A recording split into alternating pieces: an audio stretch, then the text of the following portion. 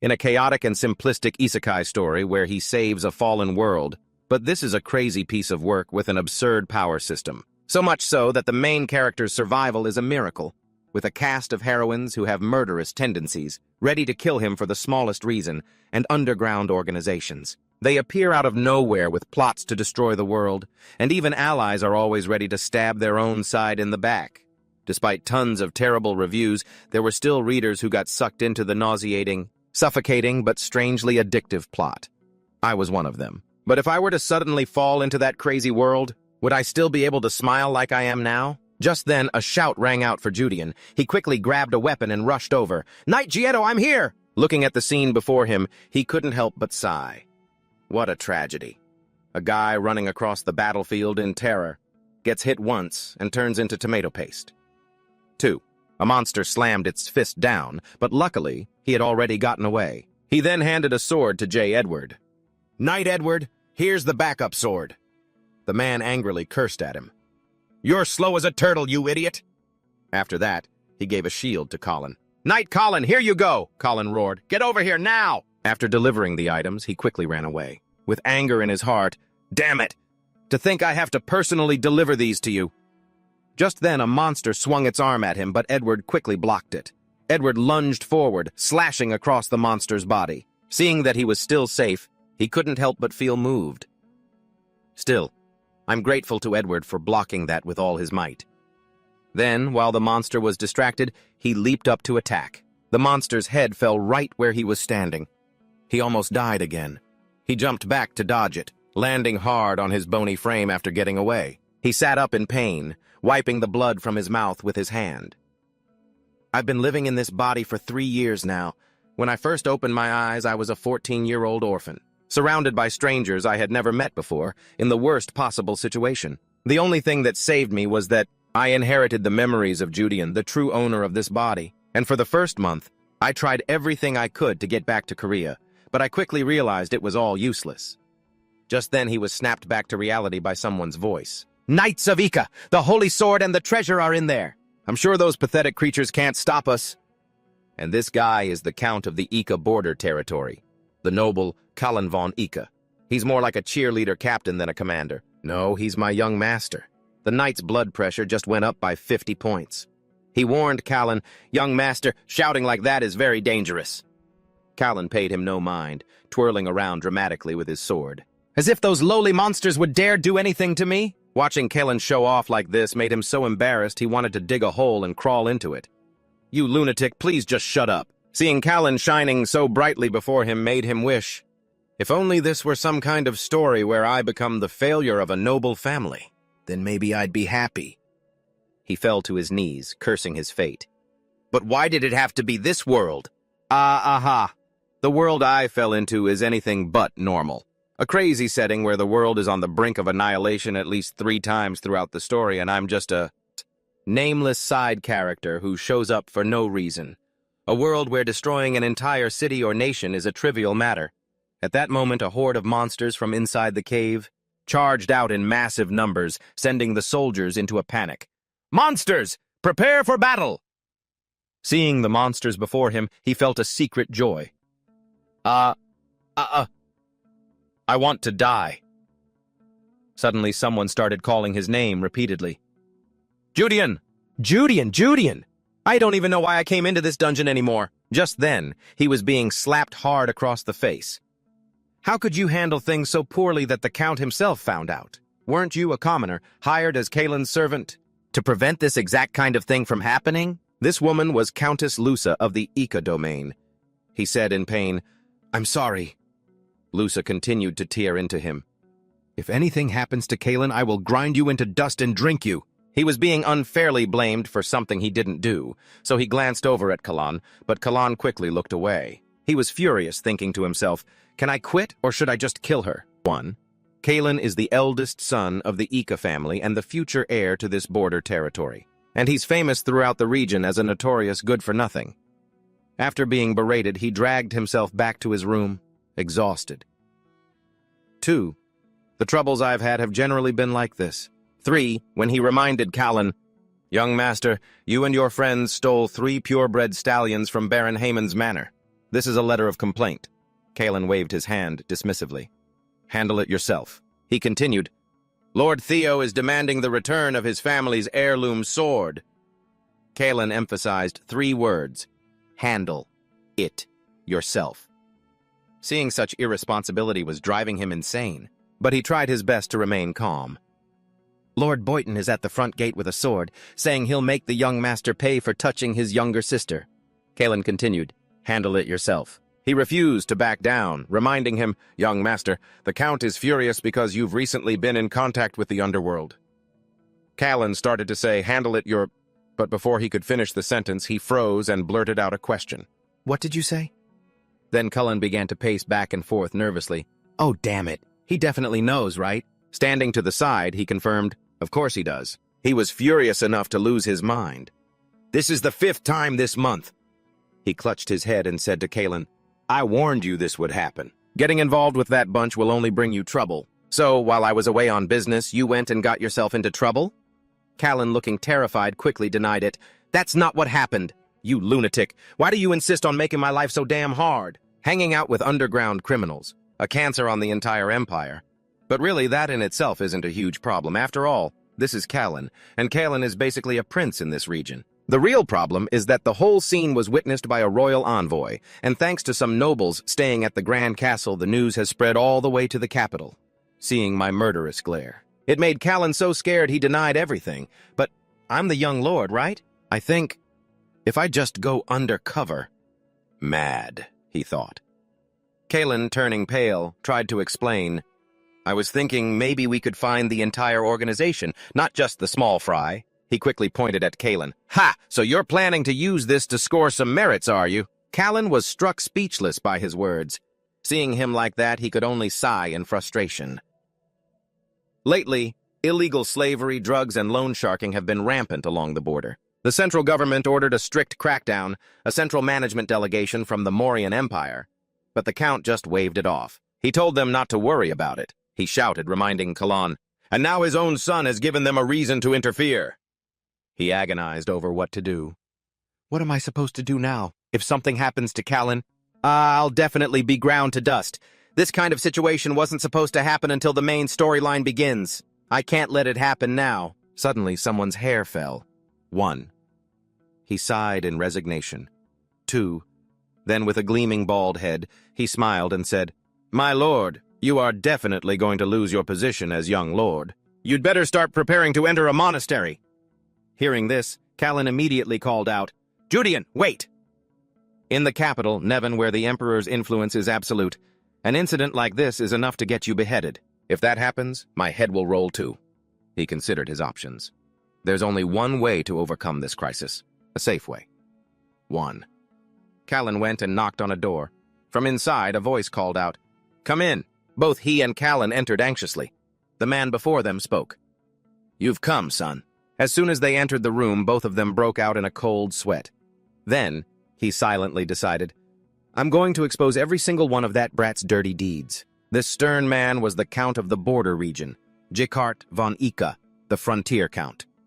The person beside the Count looked at him with sparkling eyes as if to say, You've been through a lot, haven't you? He was the commander of the private night order under the Count, Daisy von Hausen, captain of the Lionheart division. His eyes lit up looking at Daisy. I'm always so grateful that Sir Daisy understands me. Seeing his sparkling eyes, Daisy could only sigh helplessly. But this time, this cannot be overlooked. That brat caused this mess when I couldn't keep an eye on him. What else could I have done? But you should have handled things better, the Count spoke up. I've heard everything from the head butler. This time you've caused a huge mess, haven't you? Do you have any idea what kind of people you were associating with? As he spoke, he pointed at Kalen, causing him to stammer nervously. That was... The Count reminded him, that is one of the organizations that the 5 great royal night orders had to personally step in to dismantle. Hearing that, he was shocked, while Kalen was left speechless. Hearing the Count's words made him anxious. This seems more serious than I thought. If it's reached the point where the royal night orders have to intervene, then the scale of the group he got tangled up with is far beyond my imagination. As such, our Ika family now owes the royal family a great debt. The Count made his decision. Callan, prepare to enter the monastery. Callan refused, slamming his hand on the table. Father! The Count replied irritably. Not for your whole life, but you must at least reflect on your sins in there for 5 years. Hearing this, he simply remained silent, thinking, just as I predicted. According to the main plot of the Chronicles of the Seven-Colored World, the great upheaval won't begin for another 5 years. By then, the entire continent will be plunged into a sea of blood. War will be rampant, and I'll be swept away like a falling leaf only to meet a tragic end. 3. Callan tried to protest again. Father, please wait a moment. But the Count didn't want to hear it. What more is there to say? Callan slammed his hand on the table and declared, I will atone for my sins with my achievements. I will definitely accomplish something great enough to erase this mistake, and bring glory to our family. The Count sighed in resignation. But no matter what you accomplish in the current situation, it won't stop the royal court from intervening, unless it's an achievement so outstanding that it's considered special. Callan finished his thought. The Holy Sword, Dailai. The Count was taken aback. Dailai? He, standing by and listening to the conversation, broke out in a cold sweat. No way. That dungeon is far too difficult for his current abilities. Has this idiot not only lost his mind, but also developed a death wish? Callan, his hand aching from slamming the table, said, Dailai, it's precisely because news of that dungeon leaked that those underworld criminals came here in the first place. If I retrieve Dailai, the Holy Sword of Duke Dephafon, we will surely gain the support of the duchy. Hearing his bold claim, he felt helpless. This Callan guy is risking his life just to find a way out. But there's no way the criminal underworld would come all the way here, just for some ordinary dungeon. For example, in the chapter, Inside the Stomach of the Evil God Abatit, a dungeon sealing the evil god Abatit suddenly appeared, attracting a heretical cult that sought to revive him. An army of 100,000 men was assembled to annihilate the cultists. They marched out aggressively, and in the end they all became appetizers in Abatit's stomach. That event became a bloody lesson for the whole world about the madness of dungeons. From then on, people always sent expedition teams first. There's no way the Count would accept that proposal. The Count reminded him worriedly, that's a dungeon with an unconfirmed difficulty level. Even though it's within our territory, we can't just send troops rushing in like that. Callan grabbed his hand tightly, insisting, I will succeed, I swear it. Please, Father, just trust me this one time. To suddenly have his son grab his hand and plead like that, it left the Count speechless. On the side, he was smugly thinking, no way. Losing both his heir and his main forces. Unless the Count has gone mad, how could he dare? Suddenly, the Count spoke up in agreement. Very well. He was stunned. What? The Count continued. This time I will trust you. I'll dispatch 30 knights, including Jazid. Since you've promised, you must retrieve the Dailai. Hearing this, he was too shocked to speak. My lord? The Count paid him no mind and said, Judean, I'm counting on you to take care of Callan. Seeing this father-son duo act so foolishly was driving him mad. This is a disaster! The Count had great faith in Callan. I believe in you, son. Being trusted by his father made Callan happy. I will definitely retrieve the Holy Sword and return, father. The Count was also pleased. That's my boy. On the side, he was so mad he could have turned to stone. Ha! Oh crap, I'm so screwed. Back on the initial battlefield, seeing the terrifying monsters, Jazid told all the soldiers, Monsters, prepare for battle! He grew anxious. A Minotaur right at the start? This isn't going to be easy. For it to be like this right from the beginning, how much more terrifying will it be deeper inside? He could only entrust his fate to the gods. Behind them, he was relieved, thinking, thankfully, it hasn't reached the level that appears in the main storyline of the Chronicles of the Seven-Colored World. Usually, high-level demons or ancient weapons would show up. Then we'd have to get the hell out of here immediately. If it's just a regular creature like a Minotaur, then this dungeon is still manageable. Jazid shouted, All right, let's move forward! At that moment, inside the cave, he wondered, what should I do from now on? Just 3 years after the original story begins, the continent will be ravaged by a war with the demon race, and 15 years after that, humanity will be driven to near extinction, but there's still time before the apocalypse. Between now and then, I'll save up a ton of money and go live as a hermit in the mountains. I'll create my own happy ending. As he thought this, he walked on cheerfully. Callan, walking ahead, was laughing like a lunatic. Ha ha ha! Everything is going so well, so smoothly. he boasted to the others. "Not only will I get Dailai back, but I can also gather all the treasure in the dungeon." Beside him, Jazid reminded him, "Young Master Kalen, you're being too loud. It could be dangerous." The kind Jazid was like that. But Kalen looked down on him, all talk and swagger. "There's nothing to worry about. I'm not afraid of anything that might appear." Just as he finished his sentence, Kalen noticed something in front of him. Just then, a rock fell from somewhere and hit his head. After that, a cascade of rocks began to fall from the cave ceiling, terrifying everyone. "What's happening?" At that moment, a monster landed. Seeing it, Jazid broke into a cold sweat. "Damn it," he announced. "We've walked into a trap." Everyone was now blocked from the front and back with no escape. A line of monsters stood in their way, prompting Jazid to charge forward aggressively. "We'll force our way out," he ordered. "Group 1, push back the golems. The rest of you, protect the young master." The monsters slaughtered the men in the back. They screamed for help. "Help us!" Seeing Kalen want to stop, he immediately grabbed his hand and pulled him along. "Young master, this way!" Suddenly he was startled. "Huh? Why are those things coming after me?" The monsters chased the two of them deeper inside. Jazid suddenly appeared, leaping high into the air and slashing down at a monster. He yelled, "Young master!"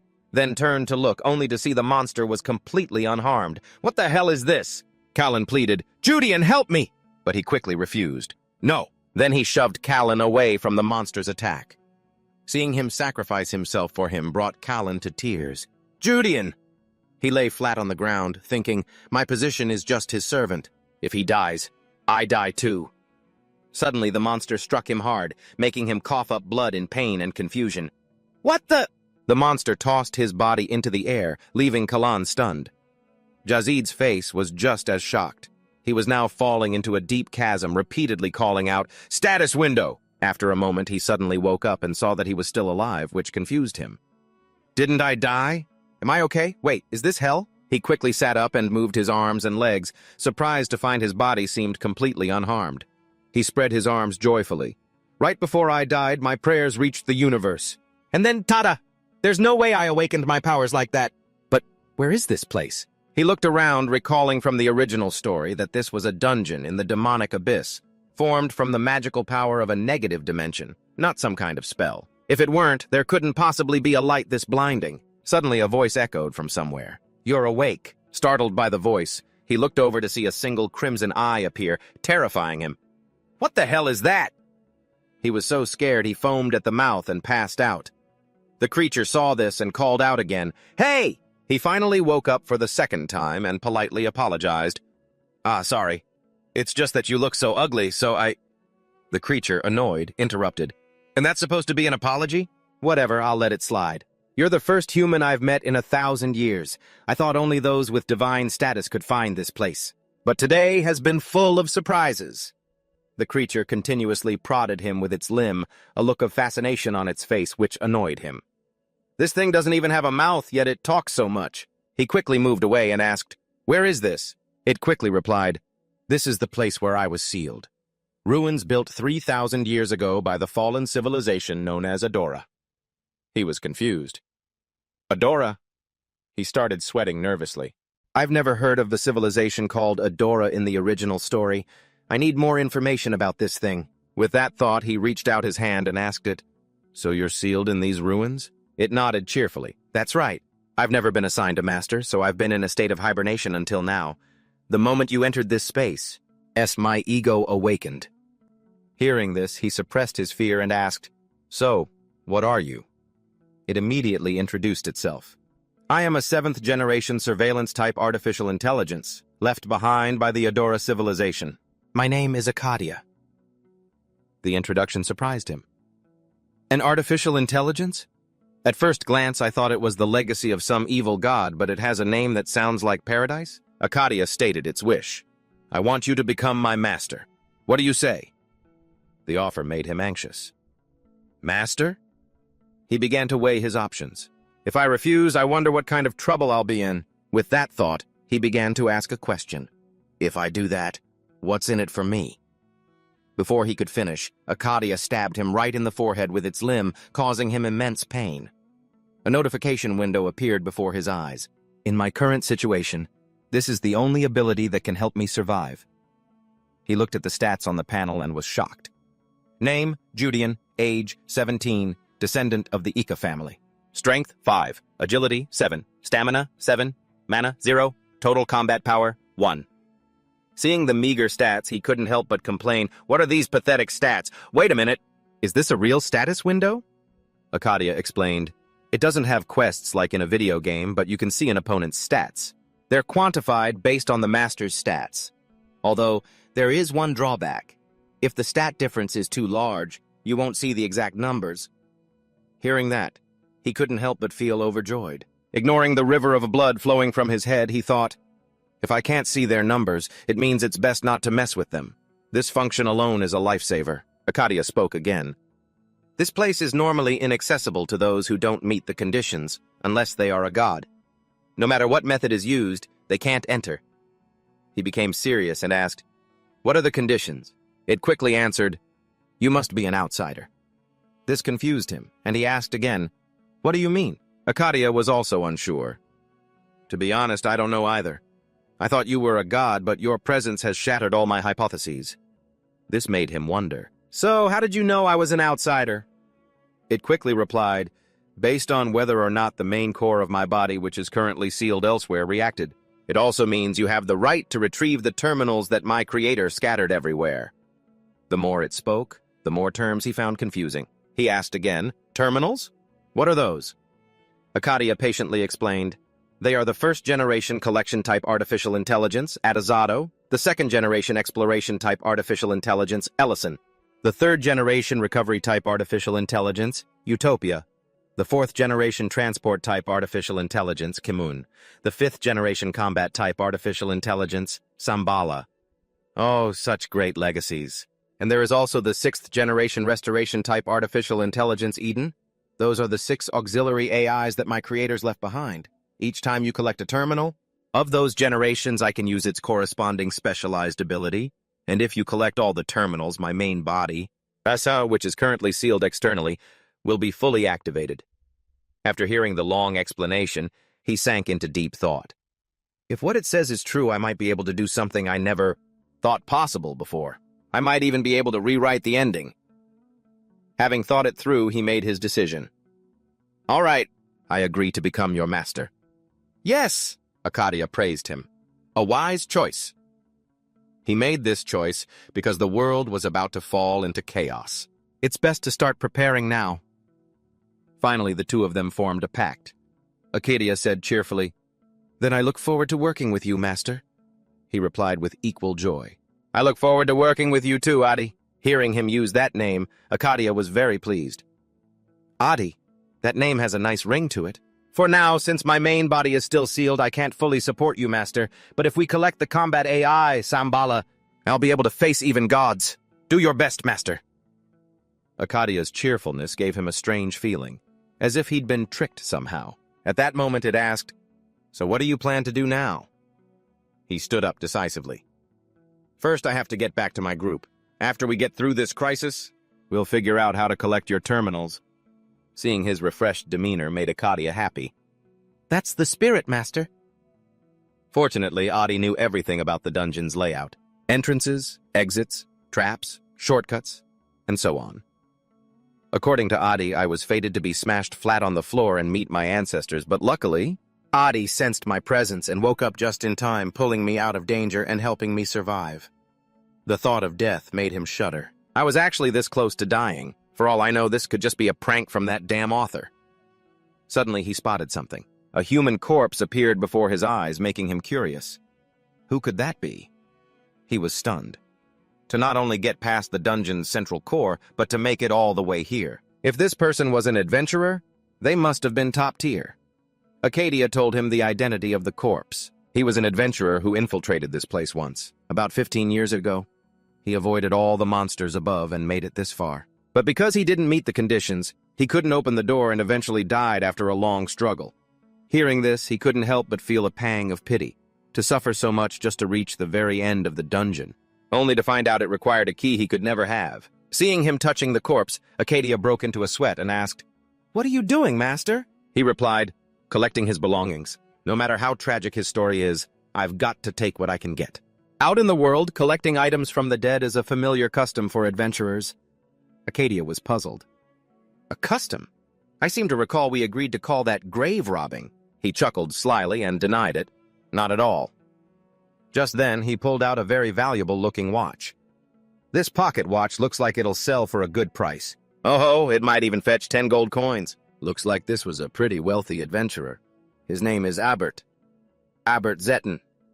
Huh, that name sounds familiar. Suddenly, he flinched, realizing something. Abert?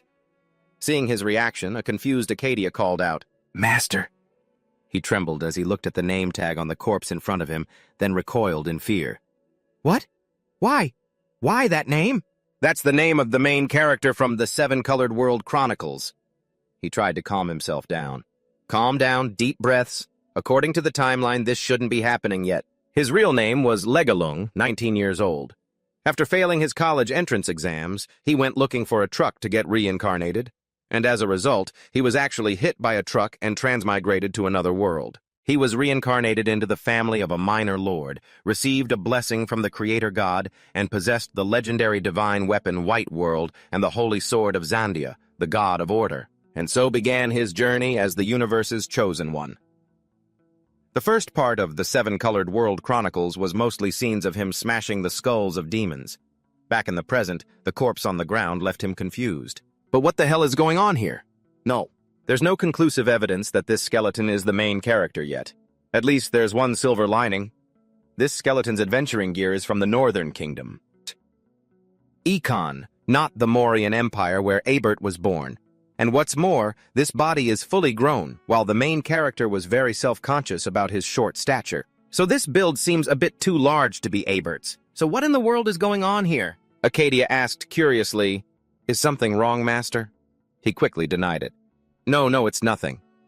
Based on the timeline, the main story hasn't even started yet, so Abert should still be living a normal life as a child. Still, I'm a bit worried because the distance to the main character's homeland isn't that far. Once I get out of this place, I can pay to verify his situation myself. No need to panic. And if I get the chance to meet Abert, these items could help me build a relationship with him. Please, I pray this is all just a misunderstanding. He followed Acadia's directions. This way. Based on the map, Acadia continued to guide him. There are monsters and traps straight ahead, so I advise turning right. He looked at Acadia, turning pale. Man, this guy is a breeze to travel with. Just then, he saw Kalen's group. He happily ran towards them, waving and calling out, Young Master! Suddenly, Dezid turned on the defensive. You bastard! Halt! One more step and I'll cut you down! Having a sword suddenly pointed at him left Acadia confused. What is this? He gave a forced laugh. Ha ha! Are you abandoning your post? Or was this your doing? Dezid shouted, disbelieving. Impossible! There's no way Judean, who fell into the chasm, could have survived and returned like this. It's obviously a doppelganger trying to trick us. Hearing this, he broke into a sweat, thinking, well, he's not wrong. Dezid continued to yell, Who falls into a chasm and comes back this unscathed? If you're not an imposter, he stammered. Sir Dezid, actually, when I fell, I was lucky enough to grab a branch growing from the cliff face. Then I suddenly saw a cave below. It was probably set up by some other adventurer, prepared for an emergency. Thanks to that, I survived. I was lucky I didn't run into any monsters on the way back. So yeah, I was incredibly lucky. But Dezid didn't believe him, pressing his sword ever closer to his neck and shouting, Silence! Frightened, he insisted, It's true, I'm telling the truth. Dezid demanded, Prove you're the real Judean, you have 10 seconds. Or else I'll strike. 1 second. 10 seconds. The sword drew a cut on his neck. He said, Come on now, then yelled out in anger, Cynthia! He quickly spilled Dezid's secret. That time you were flirting with the employee, Cynthia, at the Havana drop shop, the owner caught you red-handed. You grabbed her by the waist, crying and begging her not to go back to her mother's house. You were desperately begging for forgiveness. After hearing this, Dezid quickly said, Wait, what nonsense are you spouting? As he spoke, he looked around, afraid that everyone would find out. He asserted once more, Captain, what he said is the truth. Only then did Dezid slowly lower his sword. It's not that, well... Seeing that Dezid was no longer a threat, he breathed a sigh of relief. I'm probably gonna get my ass kicked by Sir Dezid after this, but for now I just need to survive.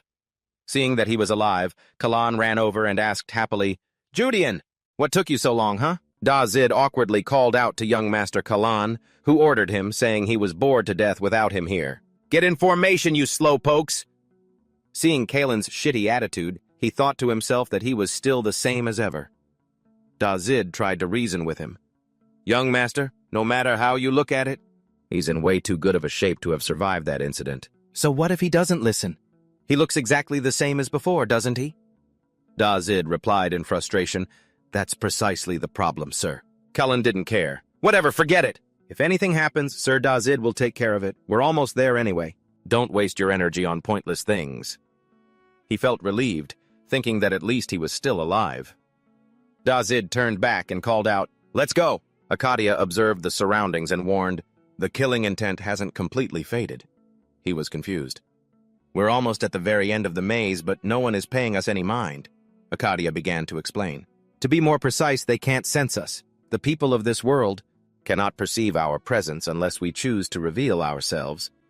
He wondered, "Then what about me?" Akadia stated, "You are an outsider, and also my master." Hearing this, he fell into deep thought. An outsider.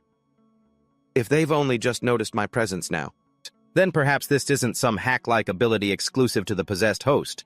This means, besides me, there are others who have transmigrated into this world of the seven-colored chronicle. At that moment, something appeared before everyone. It radiated killing intent. They saw a sword gripped tightly in its hand. Callan said, "There it is." The being overflowing with killing intent appeared, its face ghastly.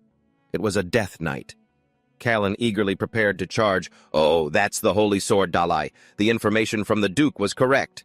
Then the one who betrayed the Duke's family and fled 55 years ago must be Sir Simi Simon." Seeing them approach, the Death Knight rose and spoke. "How disappointing. More knights from the Defifon family?" Dazid ordered, "Surround him!" He then said, "Sir Simi Simon, why did you betray the Duke's family and steal the holy sword? Did you abandon your title as a knight just to become a thing like this?" Hearing Dazid's accusation, Simi scoffed. "Betrayal? You fools don't even realize the ground beneath your feet is rotting. You aren't worthy of an answer." As soon as he finished speaking, Simi summoned skeleton soldiers, surprising Dazid. "Skeleton soldiers?" He reassured everyone, "Don't panic. Squads 2 and 3 handle these small fry. Squad 1, follow me and take down that traitor." The moment Dazid finished his words, the entire group charged toward Simi. The two sides clashed, evenly matched. The MC grew confused. "What's with that guy? Why doesn't he just fall? He even seems stronger than at the beginning." Simi's arm was slashed, the bone breaking, but it immediately began to regenerate. He laughed mockingly. "Is that all you've got?" Dazid cursed in a fury. "Damn it! This bastard's vitality and mana, hell, they're endless." A soldier reported, "Captain, the skeleton soldiers are regenerating as well. At this rate, we'll collapse from exhaustion before we can defeat him." Ignoring the dire situation, Callan commanded, "Soldiers, hold the formation. Knights do not retreat." Watching from the side, he felt helpless hearing such thoughtless commands. He turned to Akadia and asked, "Adi, what do you see?" She quickly replied, "An outside force is interfering, Master." Hearing this confused him. "An outside force?"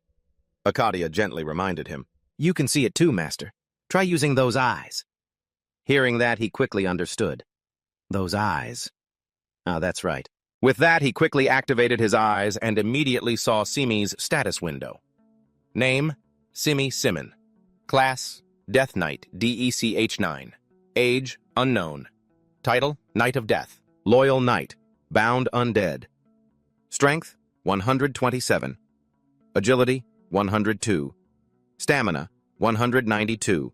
Mana, 54. Total combat power, 9,260. Trait, currently linked to the Dungeon Core, granting temporary immortality and infinite mana. Total combat power, 9,260. Trait, currently linked to the Dungeon Core, granting temporary immortality and infinite mana. After reading the status window, he grew curious. Linked to the Dungeon Core? Just then he was startled to see a red stone glowing deep within. Akadia explained, "That is a blood magic stone, a high-level magic stone often used as a dungeon core or a mana reservoir. For an immortal mage. This dungeon was originally the magic workshop of a mage from 500 years ago, so the amount of accumulated mana inside is immense. If we don't take special measures, we will be wiped out with our current strength." He grew excited and asked Akadia, Is it possible for us to destroy that thing? She reminded him, the blood magic stone itself isn't too durable, but can you break through their lines to reach it? Meanwhile, Simi continued to control the skeletons, making them fight the soldiers ferociously. Seeing this, the MC could only say in fear, he's insane. Akadia stated the reality of the situation. If you rush out now, they will definitely notice you. With your current physical stats, the probability of death is 90%. Suddenly, he turned to look at the soldiers without saying anything, causing Akadia to call out curiously, Master? He clenched his fists in angry helplessness and asked, Isn't there any other way? But on Dazid's side, a soldier, seeing how dire the situation was, told him, Captain, I think we should retreat. If those monsters target the young master, we won't be able to stop them. Dazid hesitated, knowing that Kalan would never easily order a retreat. Just then, a soldier shouted an order, Everyone hold the young master back. Kalan was still straining against the soldiers, desperate to get to the sword. I have to get that sword! Dazid was sweating bullets, racking his brain. There has to be a way to break this stalemate. The man behind him shouted in frustration, Hey, Sir Desid, look at that stone embedded in its back. Doesn't that look incredibly suspicious? Hearing that, Desid immediately turned to look at the stone. Is that a blood demon stone? How could I not have noticed it? This is Anothchit's order. Can you two find the right moment to destroy that core? Anoth, while fending off a skeleton, replied, Captain, it's impossible. If the number of skeletons was the same as in the beginning, maybe we could have. But now there are too many, and they're too strong. Desid, worried but resolute, said, Even so, we have to do it. If their numbers keep increasing like this, and our escape route is blocked, if we don't destroy them right now, we're all going to die. Akadia said, confused. He really shouldn't have mentioned the blood demon stone right now. He rummaged through his backpack. Now that the knights know we're targeting it, all their attention will be focused on one spot. Akadia tried to stop him. There's no need for you to take such a risk, Master. He didn't listen, having made up his mind. Among all of us, I have the highest chance of success. And even if I can't use mana, I can at least still swing this sword. His mind made up. He hid in a blind spot, waiting for the right moment. If I get spotted, I'm definitely dead meat. Meanwhile, Desid, fighting off skeletons, shouted, Anothchit, go! Suddenly, Simi appeared, brandishing his sword. I will not let you pass! The moment he finished speaking, he swung down. The protagonist, witnessing it, was horrified. A single slash from Simi sent the surrounding earth and rock flying. Kalan saw this and was terrified. That bastard is a sword master? Run, everyone, retreat, retreat! A soldier quickly updated Kalan on the situation. Young master, the escape route is... Kalan was so scared he kept screaming, Father, father, father! Desid shouted to all the soldiers, If you don't want to die, get up now! I guarantee he can't use that last attack a second time! But as he glanced behind him, he saw that nearly all the soldiers had been wiped out.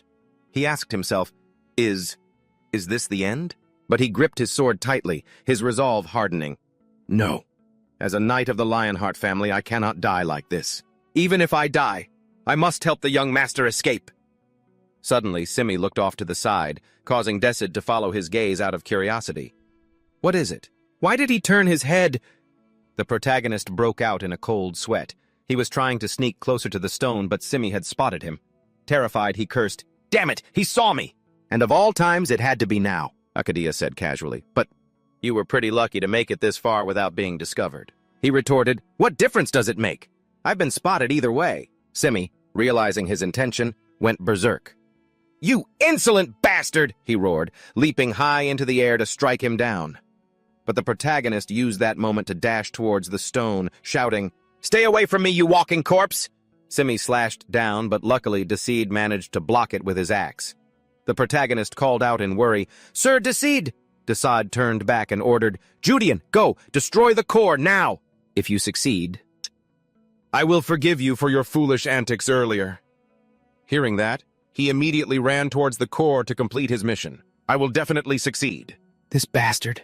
He raised his axe, thinking, one strike, just one strike is all it will take to end this. Suddenly, a murderous aura erupted, causing him to freeze and tremble. A voice, dripping with contempt, echoed out, Which insect dares to touch my heart? I am the great dark sovereign Klazidmon. For the sin of coveting my heart, you shall atone with your death. Hearing this, he grew anxious. This blood demon stone, it isn't just a dungeon core. Klazidmon, A lich, who appeared in the early stages of 7 years of rebirth.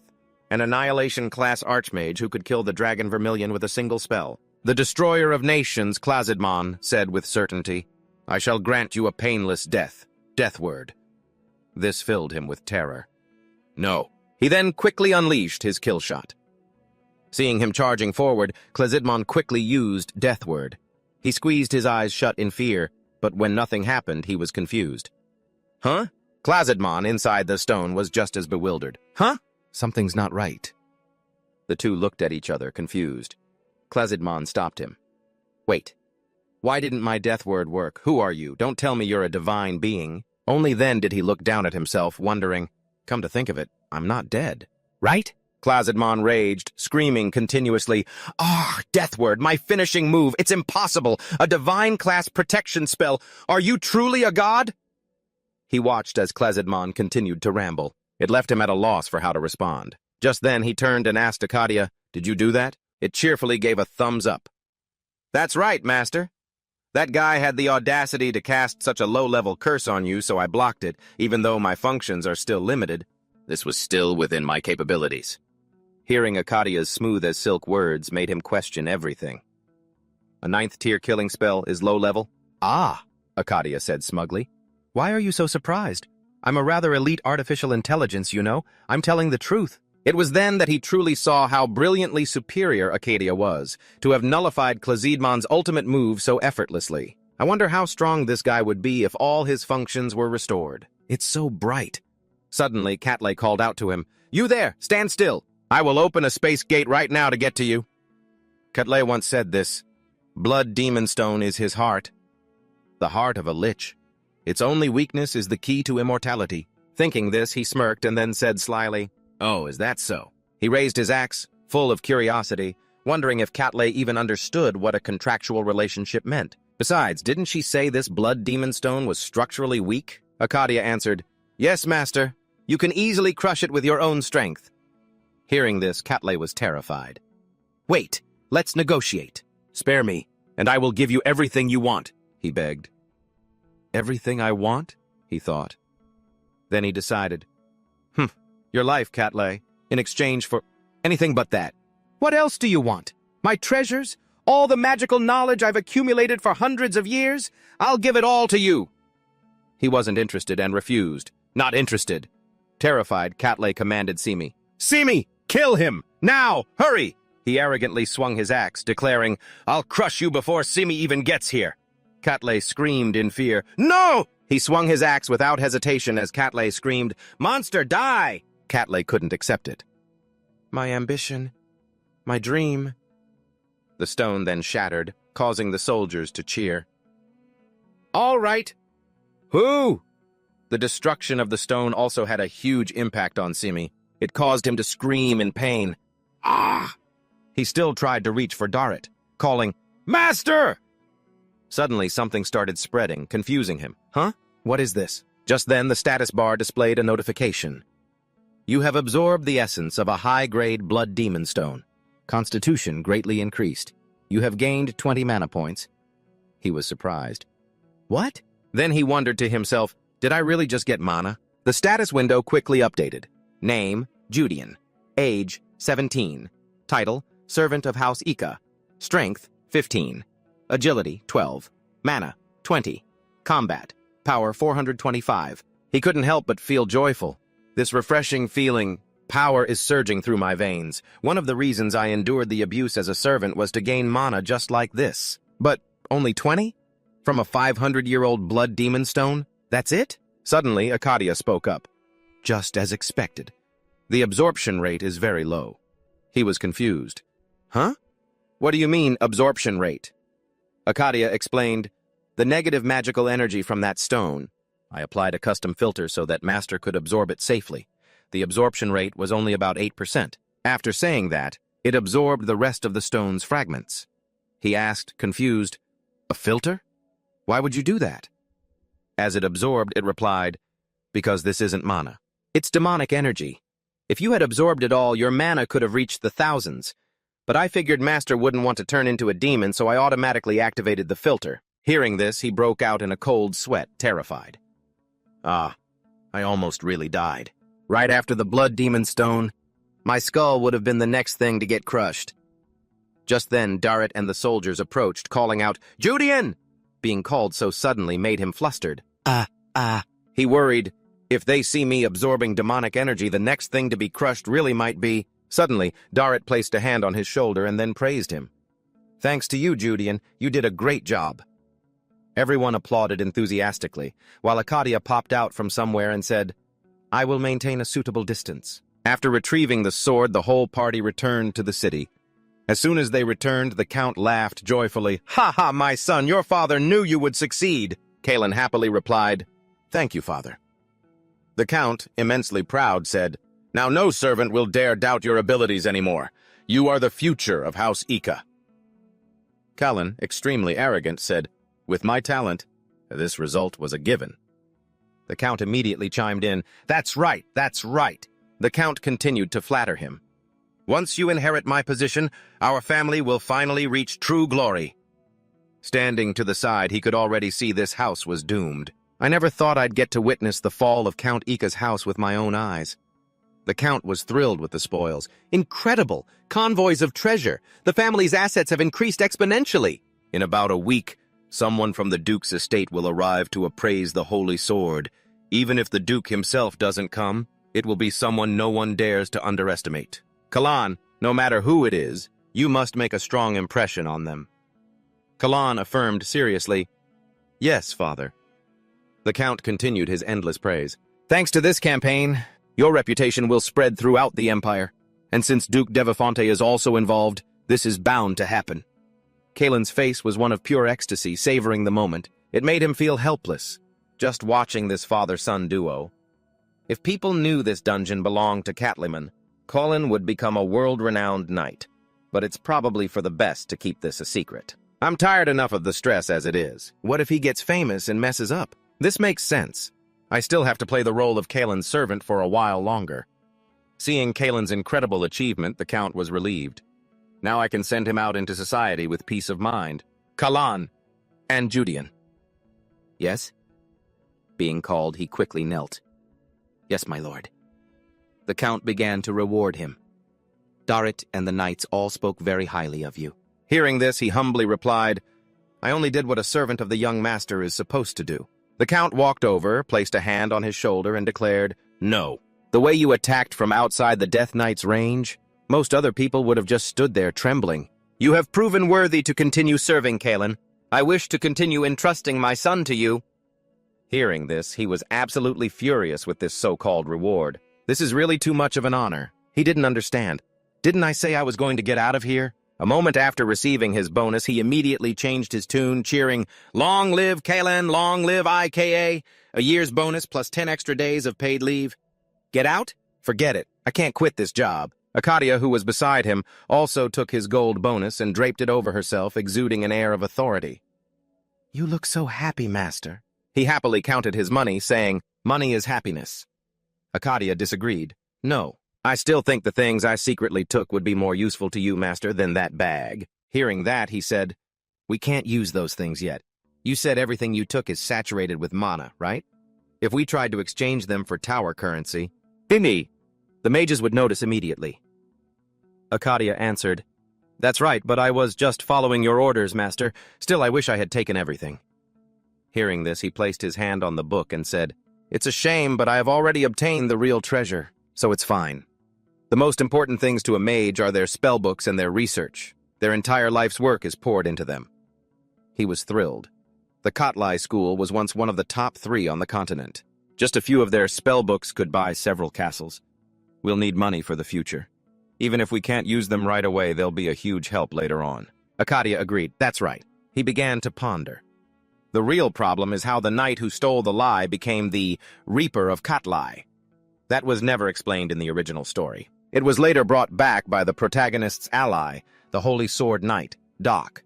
He brought it back after visiting his family, or so I think, but it never specified how he got it. The story moved on to the war with the monsters, so the author probably just skipped over those small details. That guy, he didn't steal it just out of greed. He must have a deep connection to the monsters. Our first major enemy will be the monster race. To recover your terminal, they will be the biggest obstacle. Hearing this, Akadia said with determination, Then we just need to wipe them all out. Hearing this, he agreed. Right. When Katlai died, it forced the monsters to act. He had posed as a court mage for the Johan Kingdom. For someone like that to die so suddenly, the monsters in Johan will make their move. For our future, we have to get the demon sword. Akadia was confused. The demon sword? Isn't the holy sword more effective against monsters? He explained cheerfully, the holy sword is hard to obtain, and our divine aura would just attract monsters. Look, it's like this. I'd die 10 times over if I had to get it alone, but right here in the IKA region, there's a demon sword. Akadia asked curiously. Really? He confirmed, that's right. If we can get it, things will be much easier. The demon sword, Diabo. Beijan village, with a population of about 500. Beijan village was a fairly large village in the IKA territory. Suddenly, someone begged, Judian, please, I'm begging you. It was Mako, the village chief of Beijan, near the IKA territory. He was furious and didn't want to accept. Chief, I came here to rest. I had no plans to do any work. Before recovering Diabo, I planned to take a short break in my hometown. At first, I thought something serious had happened, but in reality, Mako was crying pathetically. Please, I'm begging you, Judian. Mako clung to him tightly and explained the situation. I just received notice that the tax collector will be here in a few weeks. Not only are the numbers wrong, but the paperwork is a complete mess. If we don't fix it, there will be big trouble. You're the only one who can do this. Seeing him whine on and on like this, he decided to accept. All right, fine. If it's just this once, I can stand it. Mako said, it's not just that problem. The fines and other penalties are all coming at the same time. Since you're smart enough to be hired by a count's family, this will be done in no time. Please save me. He brought up the past. You should have learned when I told you to. Mako pouted. It's too hard. He offered a solution. Or we could just hire a scribe with the village funds. Mako refused. That costs too much money. Mako refusing every option made him furious. Hey! After a moment, he relented. Just this once. Mako cheerfully thanked him. Judian, you're the most precious treasure our village has ever produced. But he had no choice but to sit slumped in his chair, looking at the ledgers. I came here to rest. But Mako said brightly, Judian, tonight we're having beef that I hunted myself. I'm just going to the storehouse for a bit. Hearing that piqued his curiosity. Really? I came here with nothing, but thanks to the chief, I've survived. He checked the documents and saw, however, that there were almost no errors. He fell into thought. They say that knights with physical strength and an immense amount of mana. Is that why I don't feel tired, even after fighting for a whole week, day and night? Actually, I'm not that tired at all. By the next morning, everything was taken care of. All done. Here you go. You're a lifesaver. Mako practically bowed as he took the documents. I've been doing this for 2 years, so I'm proud to say I can handle paperwork like this with ease. With my eyes closed, Mako suddenly reminded me, by the way, Judian, tomorrow at sunrise, go visit Jebeka. My cheerful mood instantly vanished, replaced by panic. Why?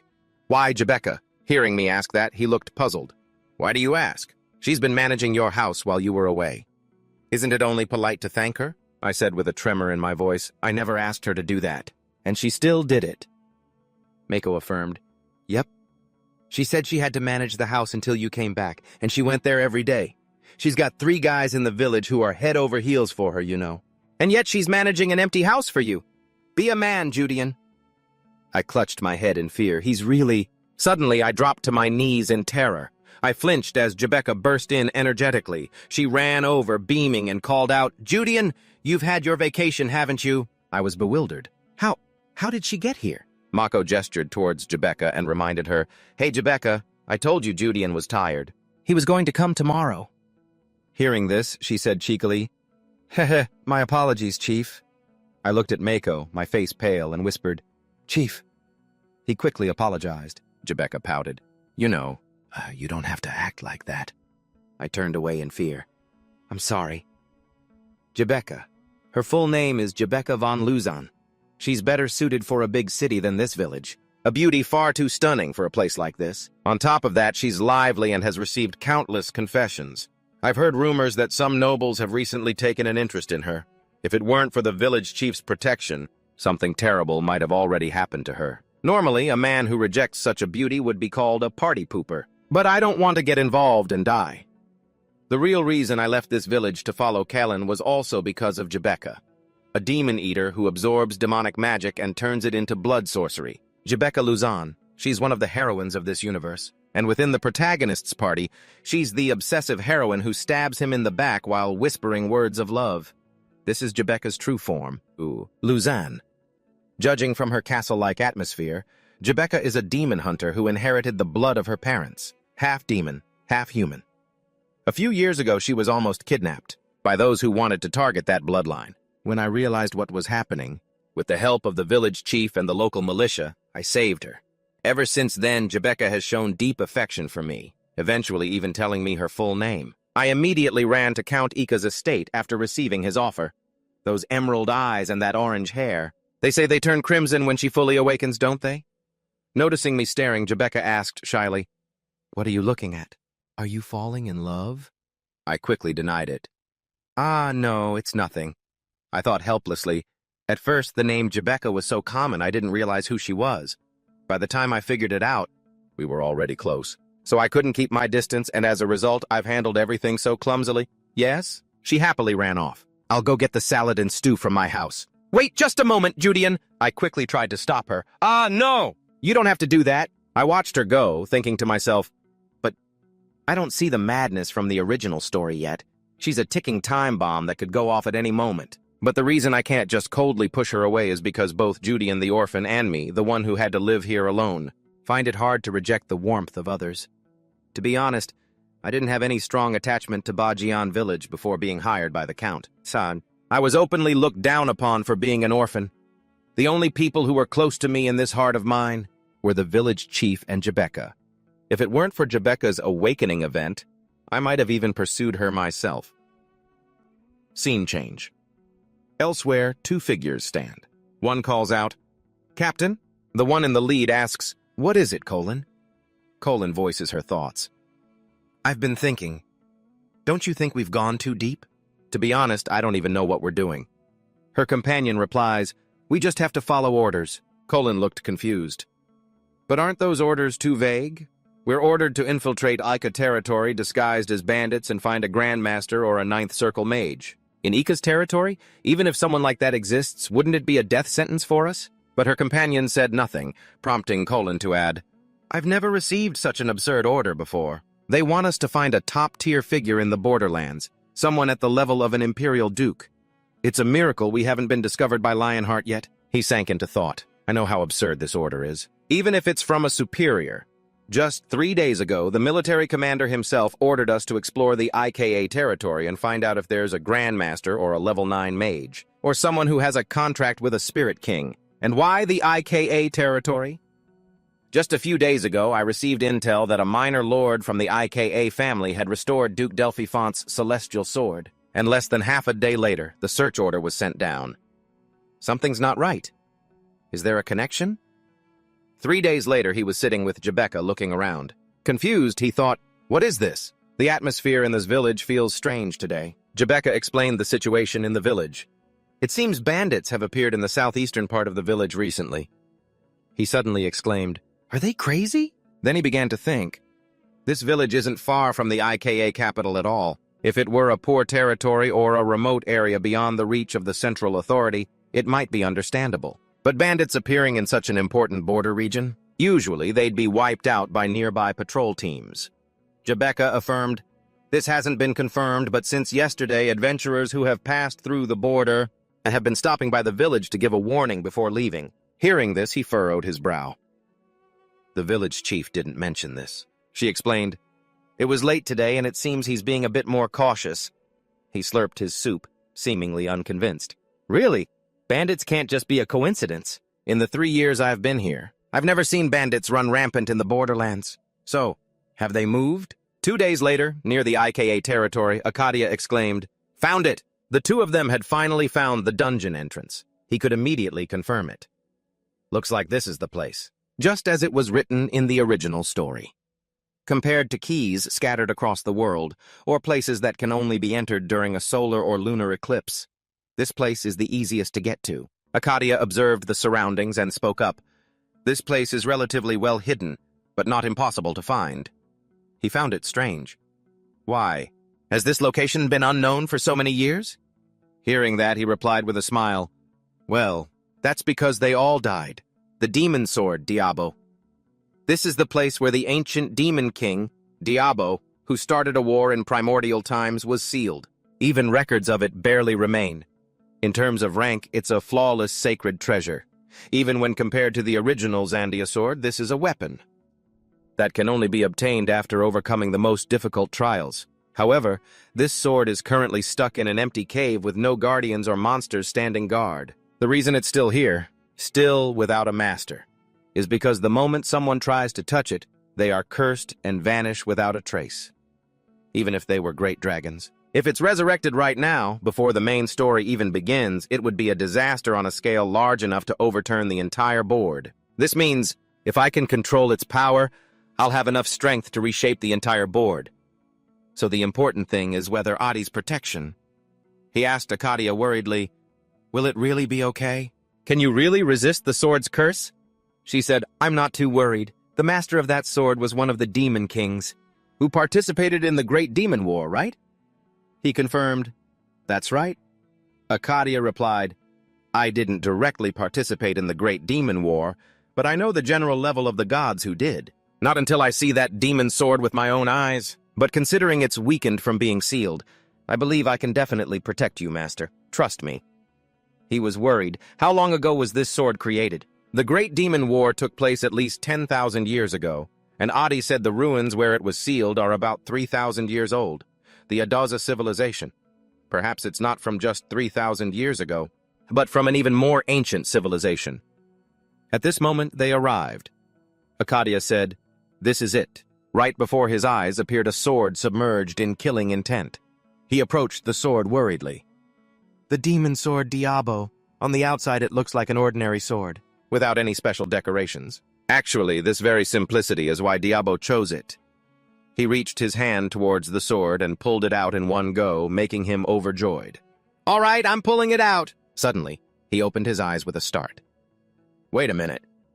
He was completely naked, holding the sword as if ready to confront something. Looking at the black mass in front of him, he was shocked to realize, where are all my clothes? More importantly, I can't move my body, my mind. Just then, the black mass dissipated. Akadia ran over worriedly and asked, "Master, are you all right? You don't look so good." She shyly covered her face, seeing that he was completely naked. He wondered, "What are you seeing? By the way, how long was I unconscious?" Akadia told me he's purified the mental corruption that was trying to take over my brain. So about 5 minutes have passed. That surprised me. Mental corruption, huh? I don't think the curse on this demon sword is just a simple case of mental corruption. It's the curse of becoming the demon king. That's right, whoever becomes the master of this sword inherits a portion of the ancient demon king's power and mind, begins to transform into the demon king, and becomes the incarnation of Diablo. The problem, however, is that the power is just too immense for any single human to withstand, and their bodies just collapse. Thanks to Akadia, I was able to avoid the curse of becoming the demon king and can still use the sword. Right, this is enough. Right. Even though I can't unleash its full power because of the curse, Diablo himself is powerful enough to overwhelm any ordinary magic sword. He suddenly looks around, curious. Huh? What's that sound? Suddenly, a voice echoes from the sword. Is this really the first human I've encountered in thousands of years? And in the end, he'll die, unable to withstand the curse. Another failure. Damn it. 2 arms appear from within the sword, leaving him bewildered. What the hell is this? Diablo says, I'm so bored of being trapped in here. That damn Archangel Uriel, if only I could get out of this place. If there was just one being who could withstand this sword's curse, I would use all my power to help them without hesitation, but that's impossible, isn't it? How could a mere mortal withstand a curse that even a dragon lord couldn't handle? He said the promised time is approaching. I'm so bored, I think I'll just go back to sleep. Diablo cheers him on. Hang in there, human. Don't be defeated by this curse. You can do it. At that moment, he finally speaks up. Hey, but Diablo just keeps on talking. Be strong, huh? Looking annoyed, he snaps, You're being too loud. Diablo is stunned. Huh? You're still alive? No human has ever survived more than 30 seconds holding this sword. Wait a minute. Has time been distorted from being sealed for so long? It hasn't even been 10 seconds. Are you really okay? Yeah, he says, scratching his head. I'm fine. Diablo is incredulous. For real? He confirms again, yeah, really. Diablo can't believe his ears. Impossible. This curse was designed by the archangels themselves using complex rituals. Not even gods could survive it. Hearing that, a suspicion forms in his mind. Wait, maybe they were demons instead of angels? Diablo continues. In that case, you've overcome the transformation into the Demon King. No, if that were true, the power would feel completely different. Then, that's it. You are completely unaffected by the curse. Human, you are worthy. You are worthy of receiving the aid of the sealed ancient Demon King Diablo. Now let's form a pact. Not a cursed contract, but a direct blood pact. You will gain the power to wreak havoc upon the world with no price to pay. This is a once-in-a-lifetime offer. He sighs, thinking to himself, with my overwhelmed state, I can pretty much do anything now. He speaks up. But isn't something missing? From this story of yours? You're offering me power with no price to pay. But shouldn't you also mention that once the mythical era arrives, you'll be able to freely escape this sword? Diablo is struck speechless, astonished. How do you know that? He smirks, pointing directly at Diablo. The pact you're proposing is with the sealed Demon King Diablo. Once you escape that seal, the pact becomes null and void, right? Later, in the novel, Diablo acted as an external source of magical energy for the main character's party, right up until the mythical war. He showed his willingness to faithfully lend his power to the Swordmaster Jock without any conditions. But once that seal was broken, Diablo ruthlessly killed Jock. Diablo is flustered. Who are you? He smirks. That's not important. Let's make a bet. Diablo's interest is piqued. A bet? He tells him, use all your power to try and dominate me. If you succeed, I will voluntarily become your slave.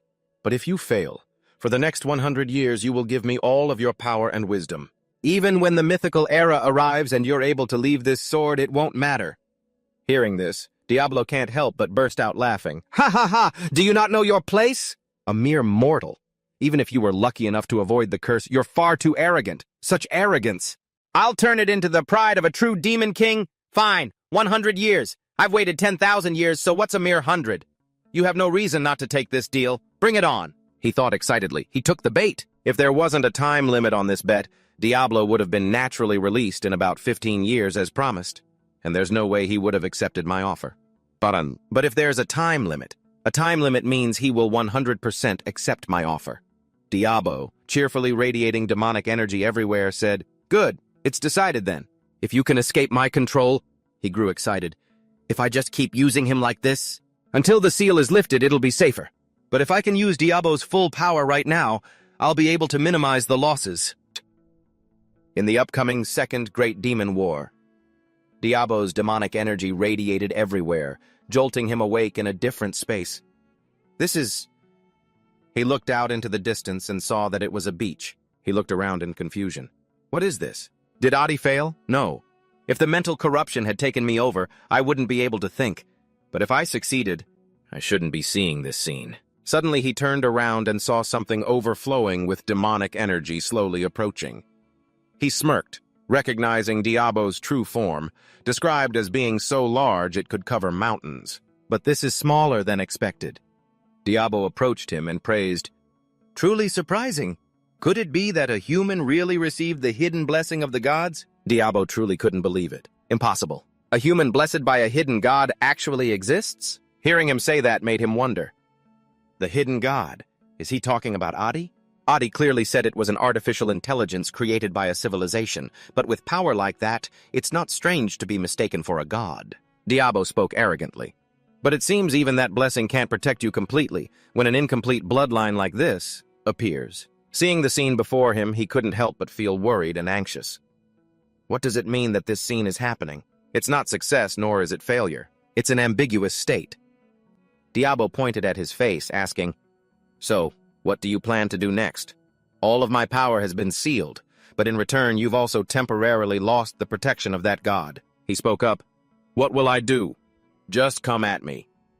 With those words, he got into a fighting stance. He worried, from now on things are completely unpredictable, whether the outcome is death or getting eaten whole. Isn't it better to just roll the dice once? Seeing him so arrogant made Diablo amused. Ho ho, you've got some nerve. He asked, confused, What are you going to do? Are we going to fight? Suddenly, Diabo said, No, I withdraw. Hearing that, he was shocked and couldn't believe it. Huh? Diabo sat down excitedly in front of him. Heh, to tremble like that over a single word. And you still dared to suggest a duel with me. It truly fits the title of the arrogant Demon King. He replied, annoyed, Ugh, just take it. Diabo voiced his premonition. I sense a strange flow of fate running around you. This is going to be very interesting. Hearing him spout all this crazy talk made him confused. So what? Fate? A flow? That sounds so vague. What are you going to do about it? Diabo stated his decision. It means I will voluntarily cooperate with you, kiddo. Hearing that, he was stunned. Huh? Diabo said, I have a feeling that following you might be a lot of fun. Besides, if I subdue you right now, I won't have to confront that other entity. As soon as he finished speaking, Akadia's enormous eye appeared, watching the fight. It made him freeze. Holy crap, you scared me. What is that? Did Diabo get me while my guard was down? Akadia apologized to him. My apologies, Master. That thing's power was beyond my predictions, so dealing with it was delayed. I will now release the domain law. After the domain law was released, he immediately returned to his body. Huh? Diabo made his decision. Heh heh, I'll be in your care for the next 100 years. Seeing him submit so easily left him confused, but he replied, Ha ha ha, well this isn't so bad. At least I now have a foundation to prepare for the disasters to come. After obtaining the Diabo sword, he returned to Bazan village. He tried his best to train with the sword. It made Jebeka stares at him, captivated and unable to look away. Seeing his body so fired up caused her to get a sudden nosebleed as she said excitedly, What's this? You're training again? Didn't you say you were giving up swordsmanship? Hearing that, he turned to her with a bright smile and replied, Because I've found hope once again. He was satisfied. With Adi, Mana, and Diabo in his hands, he could forge a new path for himself, no longer living as a side character. This was a world where wars broke out, even with extraterrestrial species, so one's own stats were just as important as equipment. Should I consider training with the knights again? With a mana stat of a 20, I'm equivalent to an average knight. But sensing mana and actually being able to use it are two completely different things. If someone finds out I can suddenly use mana, it'll be big trouble. I absolutely can't let it be known. But even if I train alone my whole life, it'll be hard to truly master swordsmanship. Isn't there a better way? Just then, Jebeka spoke up. Judian, about yesterday, I was planning to discuss countermeasures with the village chief. He quickly understood what she was trying to say. You mean that thing from yesterday? It's definitely about them. Bandits or demons or something. He's trying to talk, but Jebeka isn't listening and keeps touching his abs. He says, Hold on, Jebeka. Are you even listening to me? The three from Arcadia, who were assigned to observe the bandits, finally return to report that nothing is out of the ordinary for now. He tells Jebeka that requesting aid from the main manor is a separate issue. We should at least make some basic preparations, but of course the best outcome is if nothing happens. As he says this, he thinks, but if things get really bad, I can probably handle it myself, so it should be fine. Suddenly, he's startled by a realization. Wait a minute. Could this be Jebeka's awakening event from the original story? Because I stopped Jebeka from being kidnapped, the original plot might have been derailed. Even though I couldn't just ignore it out of sympathy back then, the butterfly effect from this could be dangerous, deadly. Seeing him just spacing out makes her confused. She calls out, Judian, what's wrong? Is there something on my face? As she speaks, she flashes a breathtakingly radiant smile. He imagines the scene where Jebeka stabs him through the chest with a sword and, terrified, forces a laugh. Ha ha, it's nothing. Late at night, it suddenly starts to rain. On a trail, one person is leading a horse, followed by another.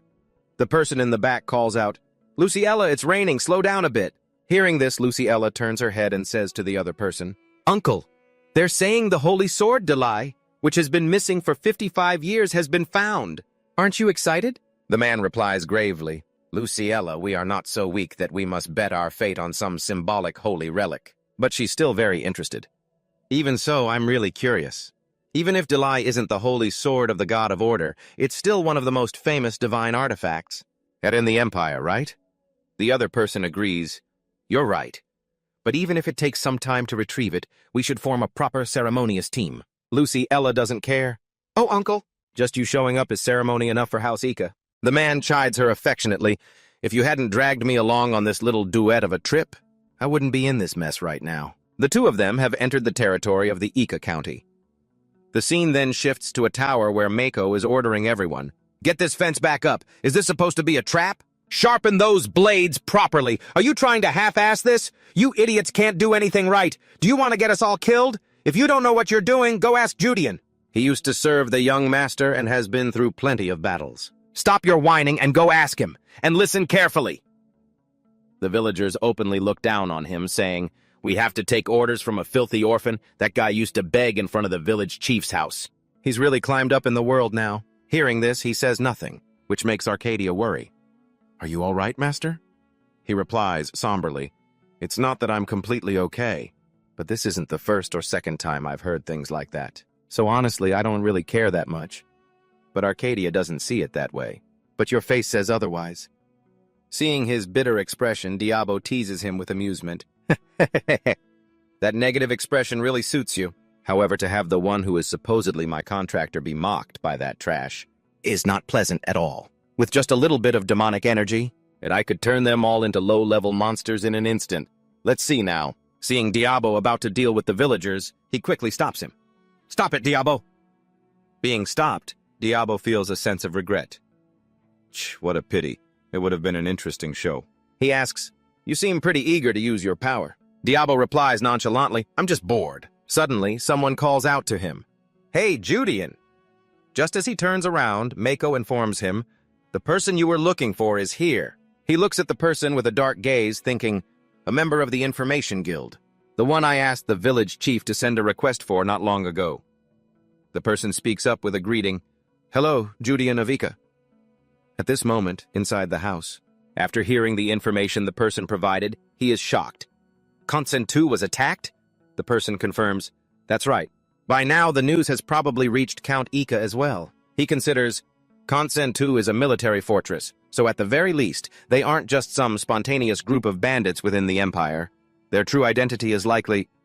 Before he can even finish, the person answers precisely, "Those bandits are, with a very high probability, soldiers from the Johan Kingdom in disguise who have infiltrated. They are currently hiding in the nearby mountain range. Once the pursuit force withdraws, they will immediately resume their activities, causing chaos in the neighboring regions. There have already been 3 regions attacked in this manner. Perhaps a large-scale extermination force will be formed soon, so the problem will be solved quickly, but I don't think the bandits are the issue. If it's just a cavalry unit, I can still handle them with my current strength. The real problem is whether there are demons or their minions mixed in among them. If that's the case, then this battle will be much fiercer than I anticipated." Suddenly, Arcadia warned, "Master, they are coming!" Hearing that, he was surprised. "Huh? That fast? Well, there's no other choice then," he thought. He immediately stood up, grabbed his cloak, and as he walked out the door, he called out, "Hey, Diabo!" Confused, Diabo asked, "What is it?" He replied, "Lend me a hand." Hearing this, Diabo happily accepted. Of course. Why not? Think of it as a little entertainment. It'll be interesting to assess the abilities of this era's descendants. Suddenly, Diabo gave a kind reminder. "But remember this, even if I lend you my power without a price, your current body is too weak to withstand it." Annoyed, he replied, "I know that." Diabo said regretfully, "If you'd just become a demon like I suggested, everything would have been so much simpler." He replied, "I know that too. But if I became a demon, I'd just end up being hunted by some main character or a secret society. It's too much of a hassle." Suddenly, someone ran up to him, calling out, "Judean!" Jebecca was soaking wet, looking at him with worried eyes. It made him think, she looks so anxious. Could it be that her demon-eater blood is reacting to the danger? He walked over to comfort Jebecca. "Don't worry, Jebecca. Wait for me here for 1 hour. I'll solve this quickly and be right back." The rain was still pouring down as the villagers faced the horde of bandits. Mako stood at the front holding a staff and shouted loudly, "This is territory under the direct management of Marquis Ika. We've already confirmed it through the Information Guild. You're not just some wandering petty thieves." Hearing this, one of the bandits showed a look of contempt. "Oh, is that so? Looks like the Empire's Information Guild actually does its job. I guess we were a bit too conspicuous with our rampage, so we got discovered quickly. It won't be long before those Ika bastards drag their whole army here. We've been suffering because of this damn order for days. So now we'll take it out on you lot and demand some compensation." Standing in a corner, he activated his ability on that man. He's as strong as a novice-level knight. His status window appeared. Name, Bernat Kato. Position, Captain of the 3rd Special Cavalry of the Johan Kingdom. Age, 32. Title, none. Stats, Strength, 17, Agility, 21, Stamina, 18, Mana, 15, Total Combat Power, 1,280. After a quick glance, he could confirm with certainty he's definitely one of the ones who attacked the villages and hills. Recently, a battle is unavoidable now. Staying to fight now is suicide. He drew his sword and shouted, "Village Chief Mako, order everyone to retreat, now!" The villagers were bewildered. Huh? What's happening? Where do you brats think you're running off to, huh? Bernat spurred his horse forward, not forgetting to curse at his underlings. You bastards, why aren't you chasing them yet? Bernat quickly pursued Mako, his aura radiating with killing intent. It made the old man flee in terror. Bernard leaped forward, intending to finish Mako with a single strike. Die! But luckily he stepped in and blocked it just in time, leaving Bernard bewildered. He blocked it? His sword is infused with mana, that bastard. He actually infused mana into his sword. He slashed downwards, knocking Bernat's sword away. Seeing his opponent's swordsmanship wasn't bad, he praised him. You may be young, but your sword skills aren't half bad. Looks like I've finally found myself a real prize. Today's my lucky day. He quickly ran off, yelling back at Bernat. Who said it's yours, you bastard? Hearing that, he was startled. What? Then he furiously charged after him. You dare to run away right in front of us knights? Suddenly, arrows flew from out of nowhere, striking the bandits. Seeing this, Bernard quickly reined in his horse. He was enraged, cursing, "Damn stinking rats! They had this planned from the start! There were archers lying in ambush up high!" He turned back and smugly gave him the middle finger. Just figured that out? Bernat scanned his surroundings, deducing from the lack of any signs of life inside the village that the villagers must have been evacuated beforehand. Bernat and his underlings charged forward. Wipe them out. There aren't many archers. Just be a little careful. It's no problem. We'll corner them and kill them one by one. He laughed with smug confidence. It's just a militia. They're just civilians with weapons. No matter how many of them there are, they're no match for us. As they were charging, one of the bandits was knocked off his horse. What the hell? These damn brats! He had just looked up when a sword was placed at his throat. He ruthlessly used Diablo to cut the man down. Bernard was shocked. This guy knows how to use a sword. He's the one who blocked the captain's attack. Don't underestimate him just because he's young. Mako ordered. Fire the arrows. Lure them all the way inside. At that moment, he dodged aside, revealing 2 archers who fired their arrows, striking down more of the bandits. One of the bandits approached Bernat for his opinion. Captain, what should we do now? It seems they're well prepared. Should we wait for reinforcements? He was furious. Wait for reinforcements just to catch trash like this? Bernard ordered. Do not pursue for now. From a corner, the village chief's voice rang out. Are you sure you're all right, Judean? While observing the situation, he laid out his plan. We need to thin the enemy's ranks as much as possible. Even with the skill gap, if we take advantage of the terrain, we still have a chance. Mako quickly refuted him. That's not what I'm talking about. I'm asking how long you can hold out against those soldiers. Hearing Mako's question, he just smirked and said, "Haha, don't worry, I absolutely will not die." He thought back to a time when he would have struggled to deal with even 1 or 2 soldiers. But now, filled with confidence, I told Mako with certainty, I'll be back. I've finally gotten a foothold in this damn world. Meanwhile, inside a house somewhere, the sound of gasping could be heard.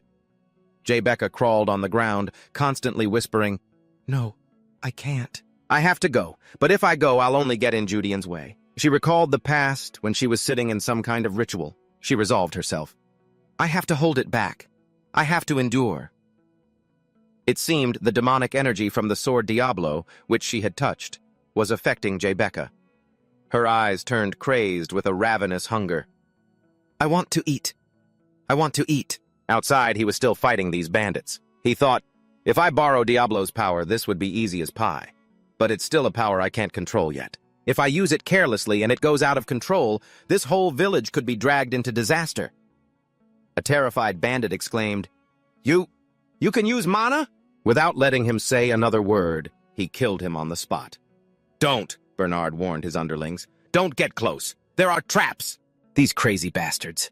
They dare to set traps meant for hunting monsters? A villager smugly said with pride. Of course. Animal traps are the most effective way to deal with beasts like you. Bernard was furious. Damn it! They've turned their own land into a living hell. He remembered the previous villages.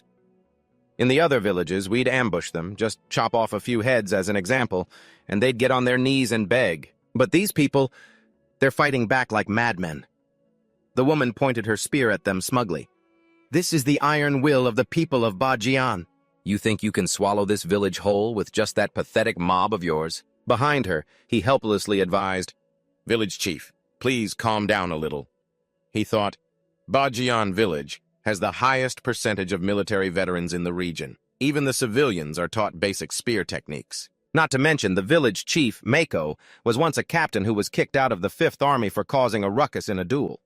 He's more than capable of taking on an entire unit by himself, especially back when Mako was in his prime, but now, ahem. You damn bastards, Bernard cursed. Annoyed, he cut in, Hey, this all ends once I kill every last one of you. Having witnessed his earlier strength, Bernard was worried. I can't underestimate that guy. A kid who isn't even fully grown yet, and he already blocked a mana-infused attack. He suddenly spoke up. Are you the central figure of this village?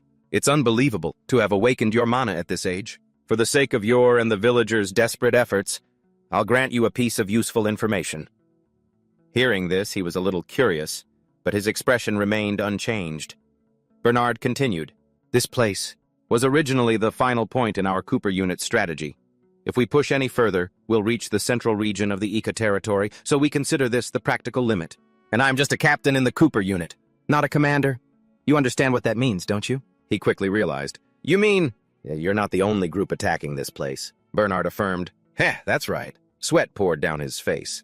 We've only made it this far, largely because the traps they set have been effective. But if just one more unit shows up here, this place will definitely be razed to the ground. Can we hold out? Reinforcements from the main city of Ika are surely on their way, but the problem is whether the militia has the strength to hold out until then. Should I use Diablo's power? He quickly shook himself out of it. No, it's not the worst-case scenario yet. For now, I'll deal with this group in front of me and think later. Suddenly, a voice rang out. Bernard, what are you doing? Hearing someone call him, Bernard happily turned and replied, Captain! Seeing another enemy arrive, he was thrown into despair. Damn it! A man came through a spatial gate into Bazan village.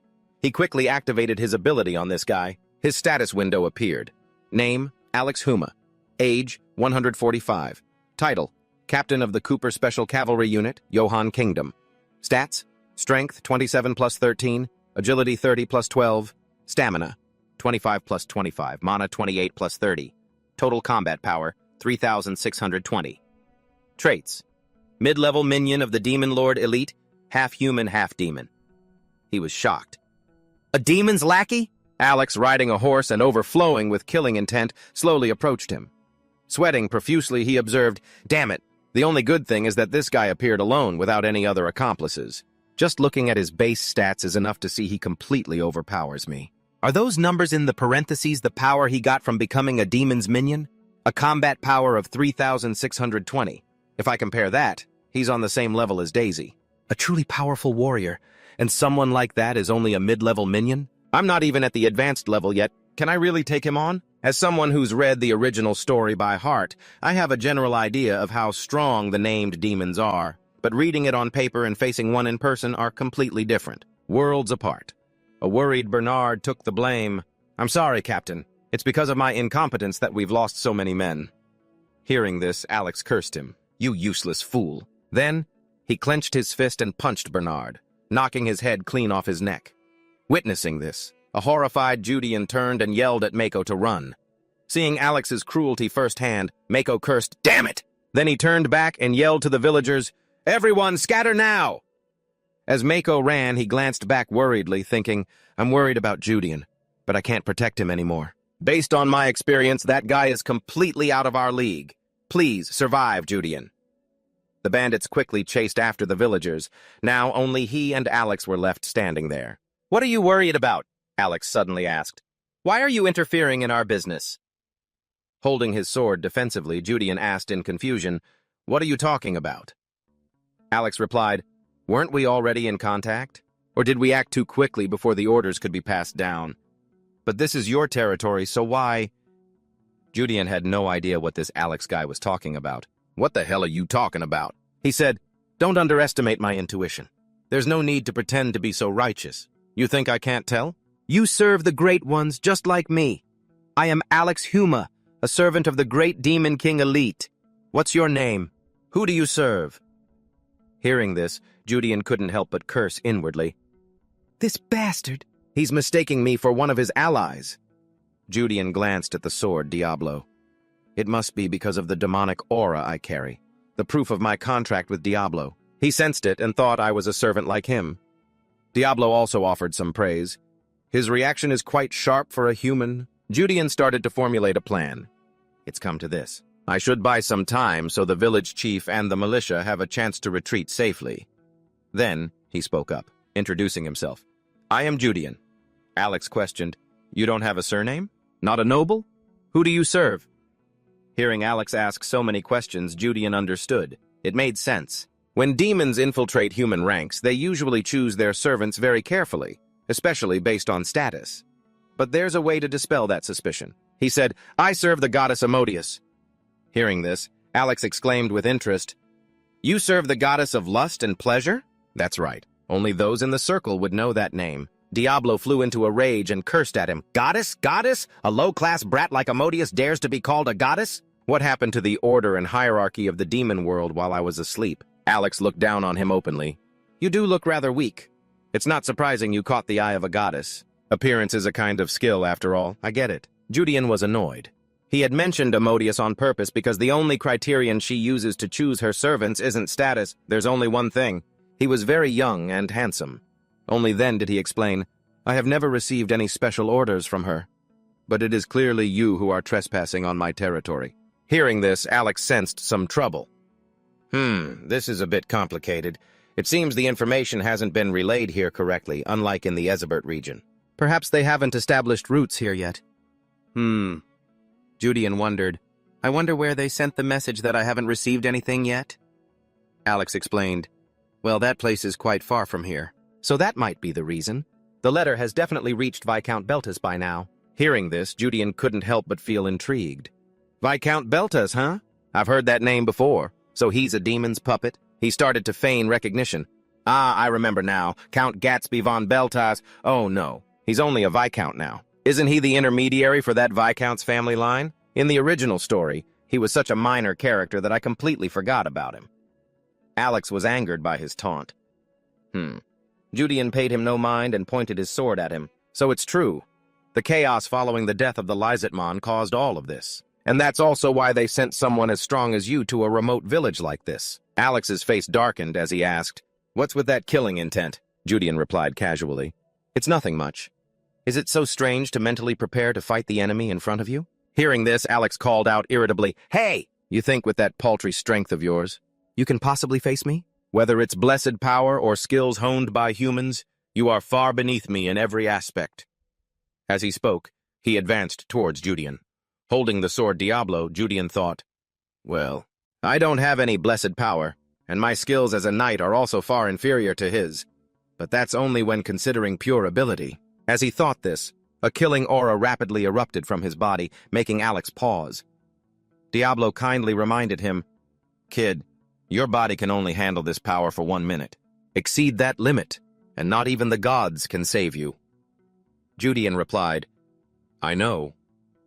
Hearing this, Diablo said, Well then, let's see just how powerful this coward elite servant really is. He lunged forward with the sword Diablo, slashing Alex's body and making him cry out in pain.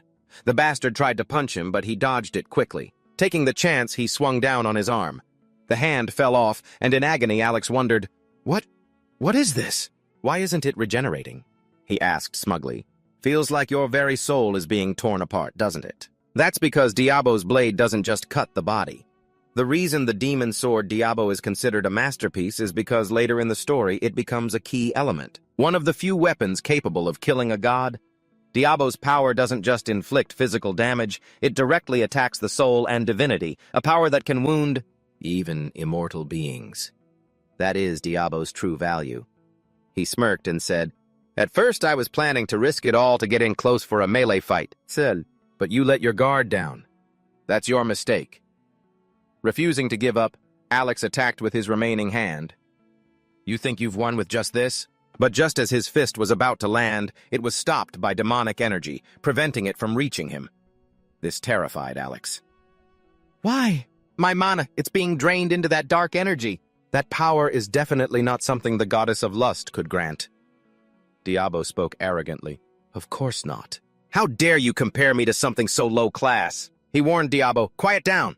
We're almost out of time. Alex still couldn't believe it. Impossible. A berserker personally blessed by Lord Elite. Before he could finish, he was slashed across his other arm, and then his entire body was hacked to pieces. He rushed forward, thrusting the sword straight through his heart as a finishing blow. Seeing that he had killed Alex brought him a sense of satisfaction. Normally, when fighting with mana, it pollutes the surrounding land and air, causing a demonic corruption, a very dangerous side effect. But another reason Diabo is so useful is that it can completely absorb the mana from other demons. By absorbing it like this, it leaves no trace of pollution or fear of being discovered. He proudly declared, "The time will come when I'll chop off the head of every damn demon in the Johan Kingdom." Alex faded away, but still cursed him angrily. "You damn traitor!" He grew contemptuous. "Still delusional? Just die!" One final sword strike completely finished him off. After defeating Alex, he let out a sigh of relief. Phew. He praised Diabo with satisfaction. To think it could absorb a whole person like that. It really is a demon sword. Flattered, Diabo grew smug. Heh heh heh, consider yourself lucky. If even a trace of demonic energy had been left behind, it would have been a huge problem. He affirmed, I know. Diabo then voiced its question. But why did you let that human girl go? Is she special to you or something? Caught off guard by Diabo's question, he became flustered. What kind of nonsense are you talking about? The demons might already be targeting Jebecca. This whole thing started because Kale disappeared. Diabo offered its own opinion. If she's a descendant of that predator, it's not strange that the demons have their eyes on her. If she awakens, she might even become something worth watching. Why don't you awaken her and keep her by your side? She has a face that human men would be mesmerized by. Am I wrong? Angrily, he shoved Diabo back into its sheath, scolding, Shut up! If you had ever seen how much the main character in the original story suffered, you wouldn't be saying things like that. Whether Jebecca awakens or not is Abert's choice, the main character's. If I could, I'd just want her to live a normal life. He told Diabo, Don't mention Jebecca again. I don't intend to get any more involved with her. Hearing this, Diabo sounded a little expectant. We'll see how things turn out. He thought to himself, if the original story continues and Jebecca becomes Abert's companion later, we might meet again, but not now. Just then, Acadia sensed someone and warned him. Master, someone is approaching. He was startled by the news. What? Are those bandits back already? Acadia replied, but they don't seem hostile. It's just an old man and a girl. He was confused. An old man and a girl. That's a bit strange for travelers on foot. What should I do now? My stamina is depleted, but if they aren't enemies, there's no need to hide. Just then, 2 people arrived. The moment he saw them, he tensed up. How the hell can you call this normal? Look at the fabric of their clothes. They're clearly nobles. If I'd known they were nobles, I would have run for it. Luciella took off her hood and greeted him. Hello there. He quickly caught the scent of blood. Ah. Then he stammered. Hello. At that moment, Luciella's uncle walked up and said, You're like a wary little dog, always on alert. But as a warrior, you pass. He activated his ability, but a notification popped up. With your current power, you cannot view the opponent's information. Luciella's uncle praised him. Your instincts aren't half bad. The notification shocked him.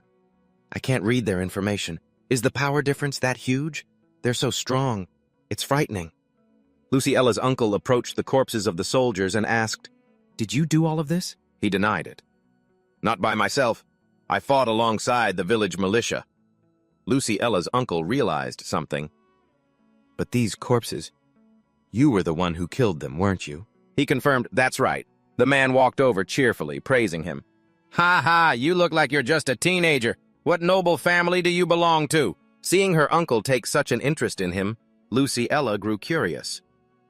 It's been a while since Uncle's been this interested in someone.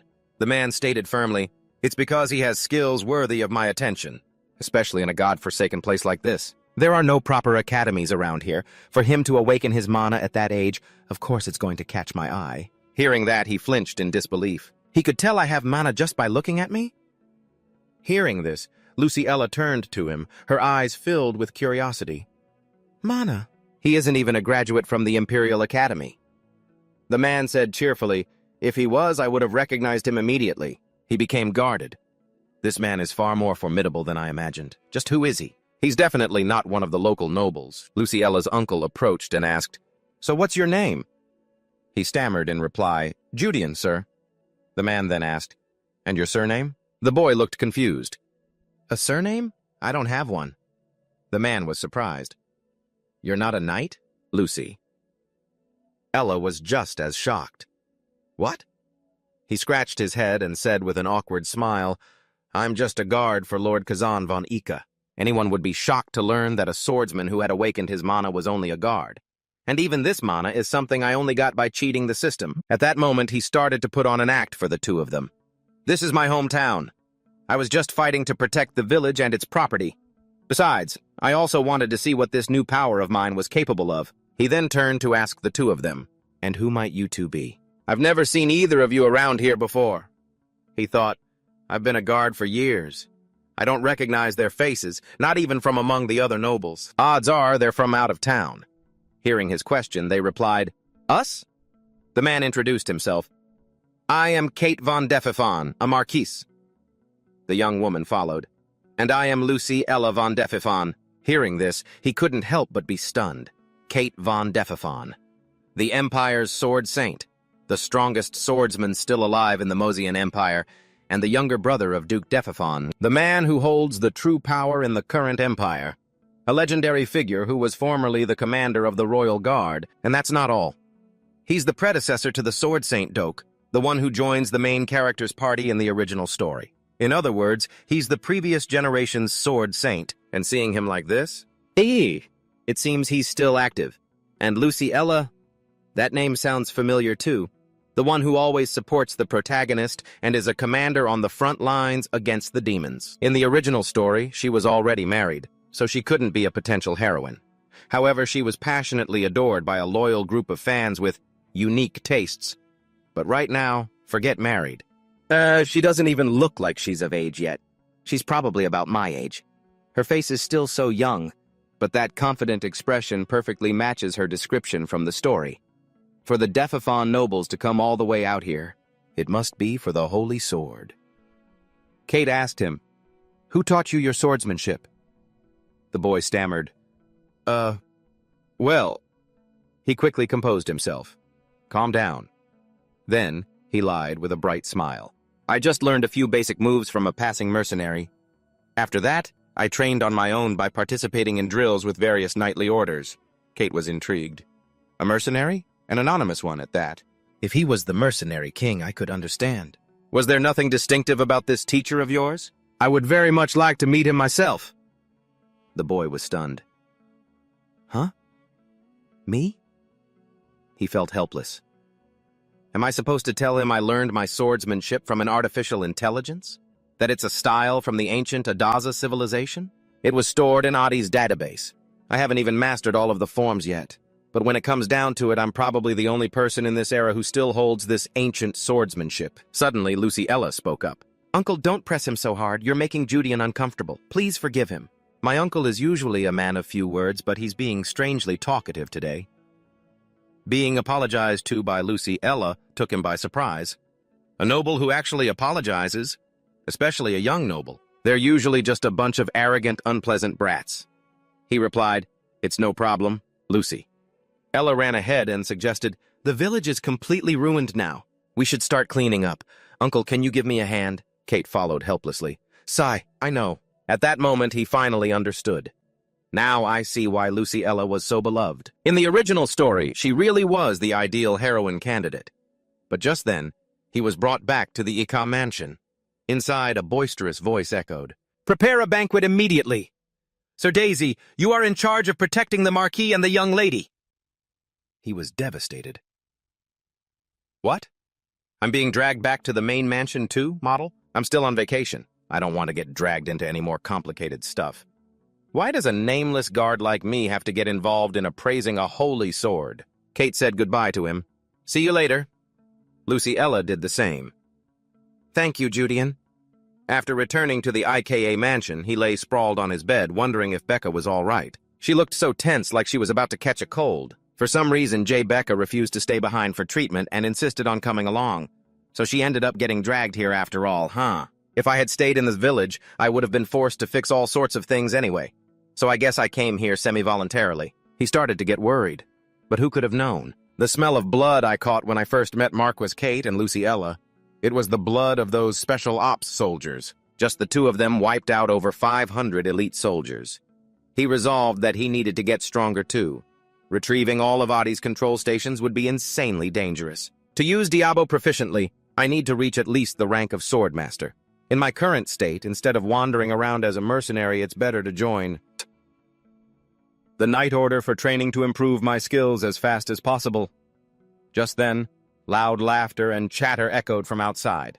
Ha ha ha! Curious, he opened his door to take a look. Looks like a lively party is going on.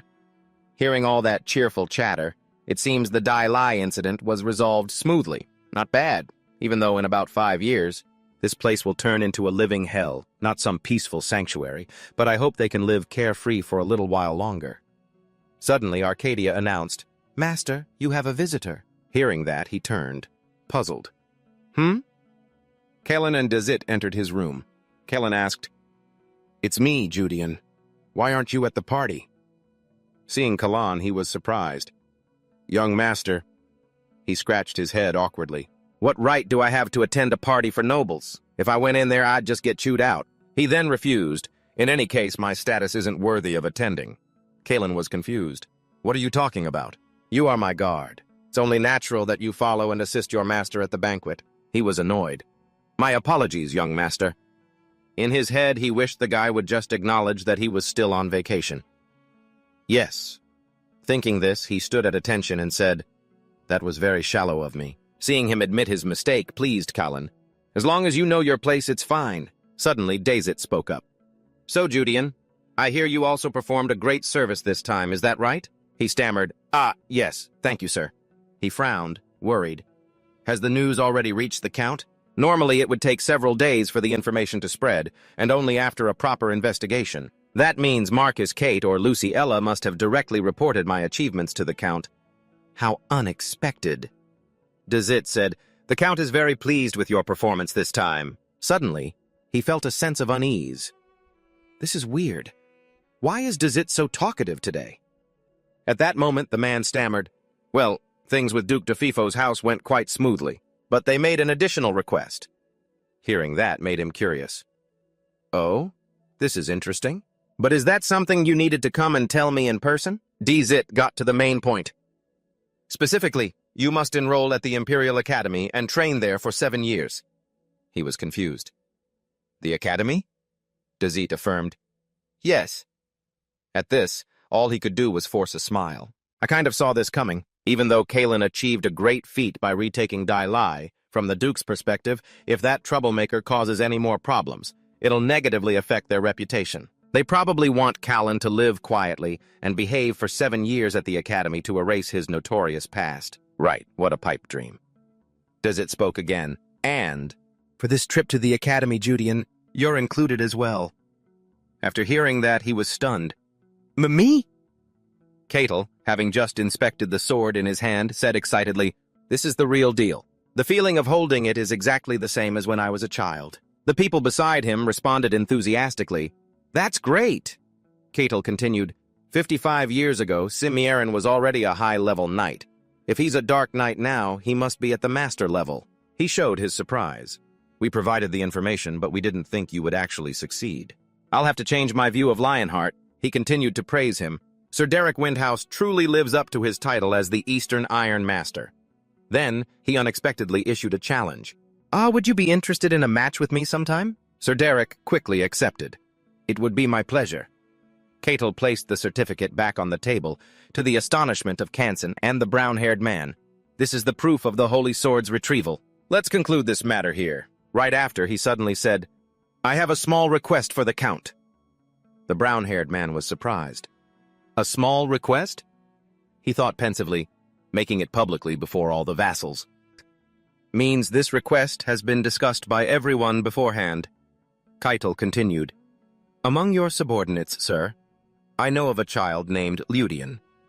The brown-haired man was slightly taken aback, but he quickly confirmed, Ludian, yes, there is indeed such a child. Kaitheo continued with his proposal.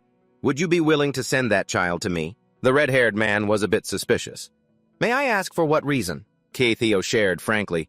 To be honest, I see talent in that kid. He continued. After looking into it, I learned he's a commoner and hasn't sworn an oath as a knight yet. So I want to bring him into the Duke's army. The red-haired man was skeptical. The Duke's army? Even many talented people aren't guaranteed a spot there. Then he recalled the image of a carefree, starving Rudian. He expressed his doubt about Rudian's talent. Is that Rudian kid really so gifted? I heard he has no affinity for mana, though. In the end, he decided to agree. My son may not want this, but since you've personally requested it, of course I will hand him over to you. Seeing Luciella's excited expression upon hearing his agreement, the man was confused. What's this about? He thought for a moment, then continued, That child is the one I chose to be my son's attendant in the future. So, how about this? The man laid out his plan. For now, I'll send Rudian to the academy first. When the kid graduates, he will carry the name of both our families. After he graduates and becomes an official knight, I will let him decide for himself which family he wants to serve. Does that sound acceptable? He thought to himself, I'm not sure why the Duke wants the kid so badly. But if he's truly talented, I can just bring him back to my family then. After hearing his plan, Kaitheo also accepted it. Let him decide for himself? All right then. With a calm but calculating demeanor, the man said, On this occasion, I will also have my son stay at the academy. Kassan exclaimed in surprise, Father! He had already been planning to get Kalen enrolled as well. Perfect. Derek gave a firm order. Therefore, he will become an exchange student at the academy and must attend with our young master. Rudian agreed, but was also a little bewildered. It sounds fine, but doesn't anyone care about my opinion? Kaitheo, Luciola, and Rudian happened to meet again. Kaitheo greeted him cheerfully. We meet again. Rudian remembered the last time they met. They told him, See you later. You've worked hard, Rudian. He finally understood. See you later. So this meeting was their plan all along. Then Kaitheo gave a serious order. I'll give you 1 week to prepare. After that, you'll come with me to the capital. Rudian replied, Ready? Yes, sir. Luciella nodded, looking satisfied. Now that's wise. She continued, It's good to have a junior like you. Rudian said with relief, I'm also glad I don't have to do logistics. He thought to himself with a bit of self-mockery, I probably won't be seen as a junior, but more like Kalen's sacrificial pawn. Rudian regained his excited expression and said, Well then, I'll see you two next week. At a tavern near Barren Village, Mako held a glass of liquor and enthusiastically called out to Rudian, Hey!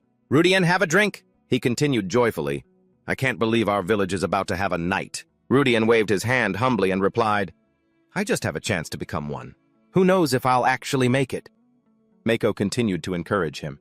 You've already been accepted into the capital's academy, it's just a matter of time. He asserted confidently, I guarantee you'll join the Knight Order. The only important thing is which family you want to serve. Rudian suddenly remembered and asked, Oh, by the way, how is Rebecca? Mako replied gently, She's still resting. That incident was pretty serious after all. Rudian sighed softly. I see. Not long after, Rudian visited Rebecca at her bedside. He showed his sincere concern. Are you okay, Rebecca? Rebecca smiled weakly. I'm feeling a little better. I heard you're going to the capital to study. Rudian nodded slightly. Rebecca suddenly asked with a serious expression, looking straight into his eyes. Rudian, do you really have to go? Rudian was completely taken aback. This was the first time she had ever asked him something so directly. Rebecca expressed with a sincere voice, I think if you worked here, and you could live a peaceful and happy life. She hesitated before continuing.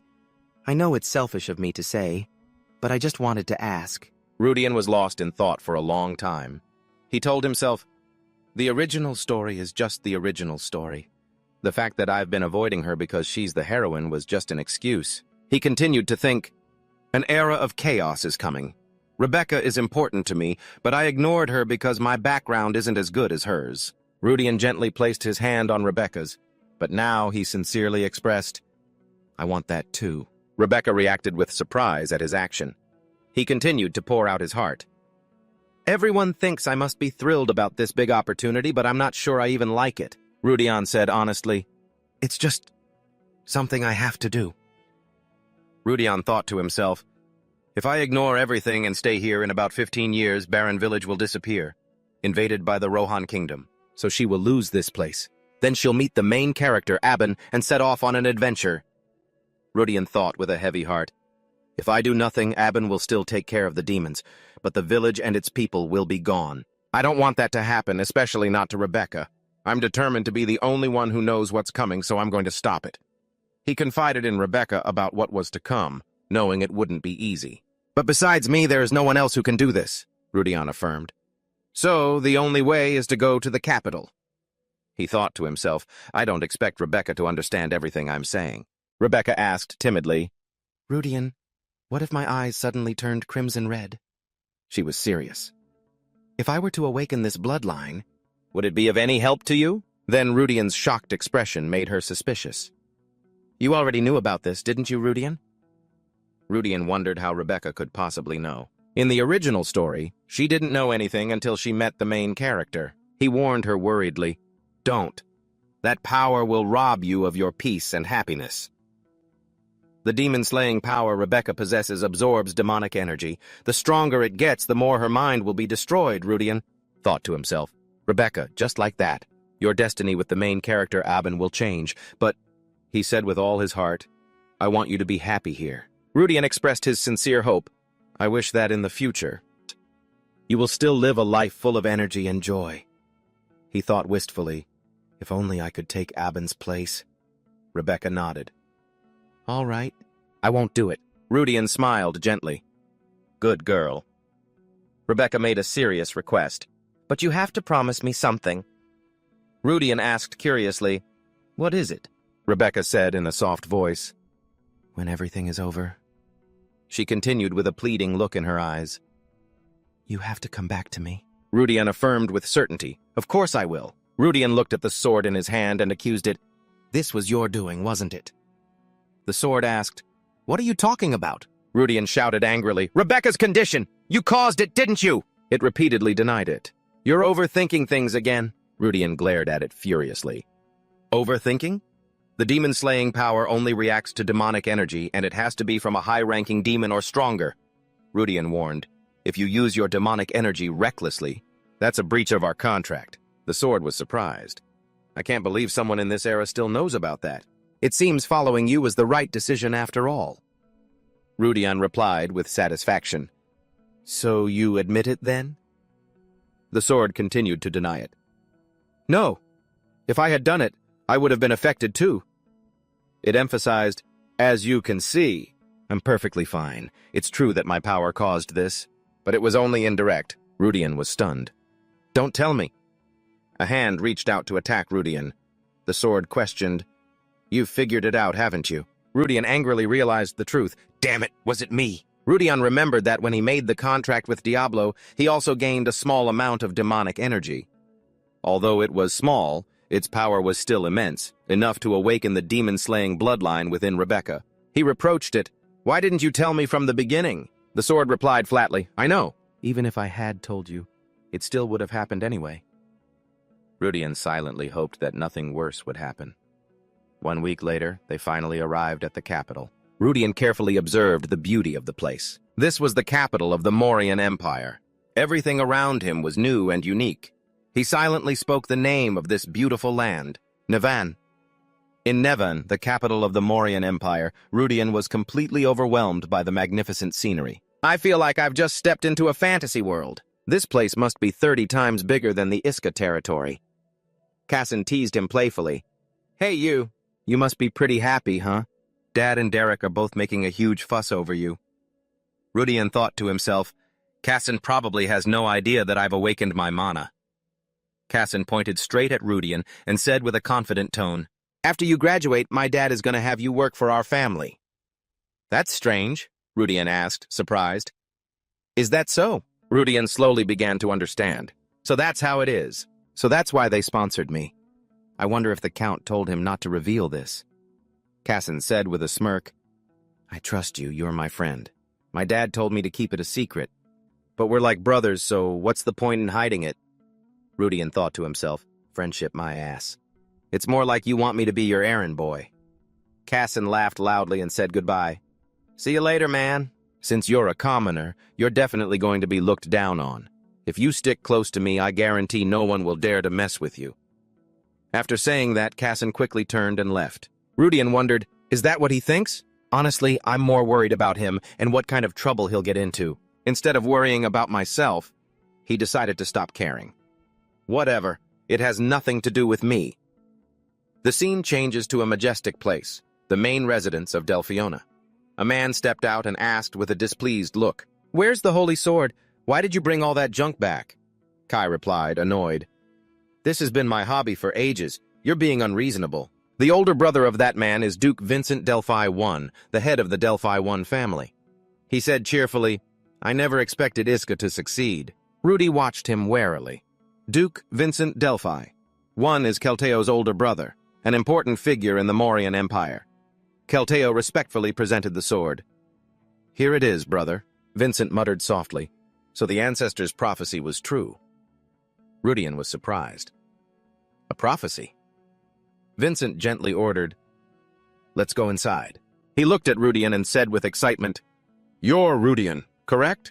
It has been a long time since I've seen Kelteo take such an interest in someone. I have something I wish to discuss. Could you spare me a moment? Rudian was both surprised and apprehensive. He wants to see me? What could this be about? Vincent said in a deep, warm voice, Thank you, everyone, for successfully completing your recent journey. Kelteo was quick to reply. Retrieving the holy sword was no easy task. Rudian felt a bit suspicious. This isn't a normal social call. They must have a reason for bringing me inside the mansion. Kelteo asked, Don't you feel bitter about this, brother? After giving those Iska scoundrels so much. Vincent replied candidly while sipping his tea. I was willing to pay any price to bring him here. Kelteo looked confused. This is strange. You've never cared about the Legion or paid any mind to the kids who were accepted, so why now? He pressed. Why did you go to such lengths just to bring him here? Vincent just smiled. I suppose you're right. He looked over at Rudian with great interest. You are Rudian, aren't you? Rudian replied politely, Yes, Your Grace. Vincent responded in a relaxed tone. Very good. Yes, Rudian replied. The Duke continued. I am aware that you accompanied Iska and participated in the dungeon raid. Is that correct? Rudian answered honestly. Yes, that's right. Vincent commended him. I believe you were the one most instrumental in destroying the dungeon and eliminating Simedron, the creature living there. Rudian nodded. Yes. He was quite surprised. How does he know so many details all the way here in the capital? Vincent quickly pressed on. So that Simedron, did he say anything? He stressed no matter what it was he said. Tell me everything. Kelteo asked, confused. Brother, what do you mean by that? Rudian thought to himself. Simedron. I think he stole something from the Duke. There's no reason to hide it. And so, he told them everything that happened. Vincent asked again. He said, You fools, don't you realize the very ground beneath your feet is rotting? Rudian recalled. The strangest thing was, right before he vanished, he said the word master. Vincent's brow suddenly furrowed, a clear look of anxiety on his face. Kelteo called out worriedly, Brother? Vincent grew pensive. The sword has prophesied it, he said gravely. Our ancestors took action to atone for their sins, but it seems what is fated to come will come. Kelteo asked, What do you mean, brother? Vincent shook his head and laughed loudly. It's nothing. Thank you for telling me. Rudian was visibly lost in thought and remained silent. Afterwards, they made their way to the Royal Academy. The headmaster said in surprise, It's quite rare to see an exchange student personally escorted all the way here. Kelteo laughed in response. It has been a while, headmaster. The headmaster of the Royal Academy, Viscount Rosis Bay Valentine, recalled, I believe we last saw each other at the Crown Prince's birthday banquet, didn't we? Rudian looked at the old man, filled with excitement. 35 years ago, he was a renowned god of war in the campaign against the Manzi. So this is Rosis Bay Valentine? Kelteo introduced him. He comes from Iska. His name is Rudian, Rosis teased. Oh? So you retrieved the holy sword and got a bonus gift to go with it? Kelteo quickly retorted, "He's not some useless tag-along." Rosus was surprised. "What? Exceptionally talented and intelligent?" Kelteo replied nonchalantly. "He could probably be compared to Gru." Rudian flinched. "What?" Rosus repeated in astonishment. "On par with Gru?" Rudian recalled, "Gru is the only one on the protagonist's side who is strong enough to fight against the gods. If I'm like Gru," he thought, "then this is a complete disaster." Then Kelteo added, "There's no need to test him. You'll see for yourself in a few years." He added a careful warning. "But he is a commoner, so I hope you'll keep an eye on him." Rosus nodded. "There aren't too many bullies at this academy. I'll take note. If I find any, I'll beat them just like I did the Manzi." Rudian stepped into his dormitory at the academy and was stunned. "What in the world? What?" He couldn't hide his surprise as he looked at the clean, spacious room in front of him. "This is my own room? It's just as beautiful and nice as Kalen's room?" Kelteo, standing beside him, remarked, "You'll be living here for the next 7 years. Like it?" Rudian replied cheerfully, "Of course I do." "But why have you done so much for me, sir?" Rudian was incredibly curious. "I've already reviewed the contract. Other than your side sponsoring the Iska family, they aren't obligated to do anything else." Kelteo just laughed heartily. "The reason is simple. We want to invest in a future star." Rudian was suspicious. "Isn't this an unusually large investment? And despite the cost, there are no strings attached in the contract." Kelteo praised him. "The Lord Secretary is as sharp as they say." He revealed, "I made a bet with the Count regarding your future after graduation." He continued, "It's a wager on whether you'll choose to follow Leonhardt or join the Honor Knights." Rudian was exasperated. "You've got to be kidding me." Kelteo quickly reassured him. "That's all there is to it. There are no binding conditions in the contract." Rudian hesitated for a moment, but then told himself, "It's not like I plan on choosing either side anyway. This is just a stepping stone for me to achieve what I truly want." Kai Theo smiled brightly and waved. "I'm so looking forward to the day you make your choice." Meanwhile, Rudian was just planning to sneak away. In Rudian's room, he quietly called out, "Diablo." Diablo replied, "What is it?" Rudian asked suspiciously, "Can you sense any traces of magic in the Delphione mansion?" Diablo wondered, "Why the sudden question?" He stated firmly, "I'm certain there are no traces at all." Rudian's voice grew serious. "Are you sure?" Diablo retorted, annoyed. "You little punk. Even though my senses are damaged and sealed within this sword, do you really think a being like me, Diablo, can't sense something like that?" Diablo asked slowly, "Is something bothering you?" Rudian sighed. "Yeah. In the story, Duke Vincent and Kale Theo were assassinated by demons.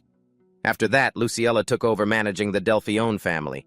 That whole incident with the ducal family is just a small piece of the overall mystery we have to solve." Rudian wondered, but why? Honestly, by the laws of cause and effect, I can understand what happened to Kale Theo. But for the Duke to also be murdered, that's hard to believe. He continued his analysis. Kale Theo was definitely murdered on a trip to the desolate outskirts. There's nothing suspicious about that. But the Duke was killed right in the middle of the bustling capital. Rudian voiced his suspicion. "There's no way it was demons. If it were, all the other nobles in the capital would have been targeted too." Rudian concluded, "Something is very wrong here. Something absolutely terrible. Maybe I should try to get closer to the ducal family to find out more." Later, Rudian went to meet up with the others at the academy, but the atmosphere was a little tense. Everyone around him was staring at him. Diablo said enthusiastically, "Just as I predicted. Many people have begun to recognize the true worth of my master." Rudian thought to himself about his situation. "I knew transferring schools would be hard, but to attract this much attention, it's more than I ever imagined." The people around them were chattering away. "So many fascinating souls in human terms. Is this what they call a miracle?" Rudian scowled. "Can you be quiet for just 1 second? He wondered to himself, "Is it because I'm being sponsored by Kale Theo's organization? No, that can't be it. Students are only sponsored by the Night Division. I heard there are already over 30 of them." He continued to mull it over. "With me, that makes a total of 70 people." Suddenly, a gentle voice spoke up beside him. "Hey, would you mind if I sat next to you?" Rudian nodded. "Sure." He introduced himself politely. "Hello, I'm Rudian." The other person waved in a friendly manner. "It's a pleasure to meet the famous transfer student. He's a 3rd year at the Royal Academy. I'm Edel." He then added, "My name is Edel. We're from the same organization, which makes me your senior." Rudian replied respectfully, "It's a pleasure to meet you, senior. But wait, famous transfer student?" Edel looked surprised. "Huh? You really don't know? It's been almost 15 years since the organization brought in another transfer student." Rudian calculated in his head, 15 years is a long time, but is it really something worth this much attention? He thought to himself, I'm just an ordinary person, not some prince or princess transferring in. I'm just a complete nobody. Edel seemed a bit flustered. "You really have no idea?" "You must know. Transferring into this academy is basically forbidden." Rudian replied quietly, "I'm aware of that." Edel explained further, "The only people allowed in are either extremely distinguished or high-ranking nobles with close ties to the royal family. In your case, it's probably because the Sword Saint, Cal Theo, personally brought you here." Edel added, "And ever since the Sword Saint group left, there hasn't been a single transfer student from our organization to come here." That made Rudian jolt slightly. "The Sword Saint group was also from the Delphione organization?" Edel added, "Not only that, but it's the same for the young lord of House Iska, the one who was just named a Sword Saint. He's also getting attention for a similar reason." Rudian suddenly recalled, "Now that you mention it, Callan is in the same department but a different class, right?" He let out a small sigh of relief. "I have no desire to see that guy anyway." Then Edel got to the main point. "The reason I came to find you is because of a special request from the student council." Rudian asked, surprised, "The student council, you say?" Edel calmly replied, "Princess Luciella, you've met Sir Cal Theo already, right? You've surely heard her name." Rudian looked visibly stunned. "Luciella is the student council president?" Edel suddenly stood up from his chair and said, "It's normal for a commoner new to this academy to feel out of place. That's why the organization has a tradition of guiding new students." "I've been assigned to guide you," Edel emphasized, "but you're in the night division. It would be pretty boring if our first meeting was just a formal greeting, right?" "So," he proposed enthusiastically, "for a potential knight like yourself, the proper way to start is with a powerful warm-up match, don't you think?" He encouraged, "Everyone here is really friendly, so don't you worry about a thing." Hearing that, Rudian broke out in a cold sweat. "A powerful warm-up? By having a duel?" They quickly moved to the Royal Academy's training grounds. A cheerful young man introduced himself. "Nice to meet you. I'm Oliver Duran, a fifth-year student." "It's great to meet a rising star like you." The girl next to him also smiled and chimed in, "Claudia Jace, also a fifth year. I thought we'd be meeting some stubborn guy, but who knew it'd be a cute kid like you?" Edel turned to a girl with short, shoulder-length purple hair to introduce her. "And this is—" A girl with a calm demeanor stepped forward and extended her hand to Rudian. She introduces herself as Karen Letitia. Turns out she's the Karen Letitia from the Royal Academy. She smiles gently. "I'm a final-year student. It's a pleasure to meet you. I heard the Saint Swordswoman personally brought you in." "Is that true?" Rudian humbly replies. "Sir Cathio simply recognized my potential." Karen remarks, "He never praises anyone without reason. That's why I want to see this talent of yours for myself." She holds out a wooden sword to Rudian with a challenge. "Let's have a match."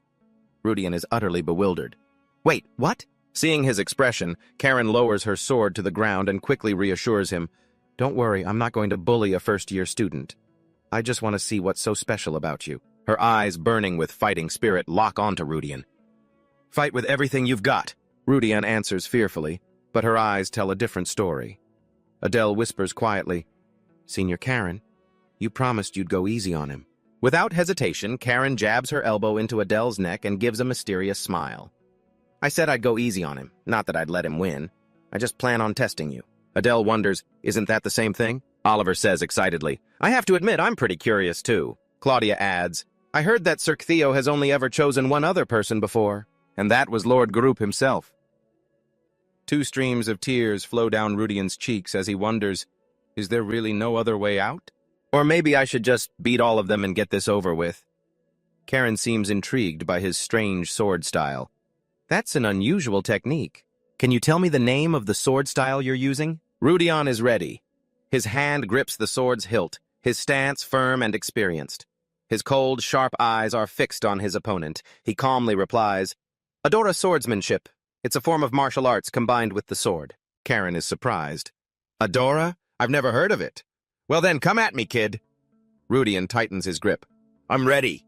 He lunges toward her. The two wooden swords clash violently, sending sparks flying. Both sides are completely focused on every blow. Karen leans slightly, her sword neatly parrying Rudian's attack. Her eyes remain calm. They rush at each other without hesitation, a flurry of rapid strikes sending sparks flying. Karen's movements are elusive. Her figure seems to blur between attacks, making it hard for Rudian to keep up.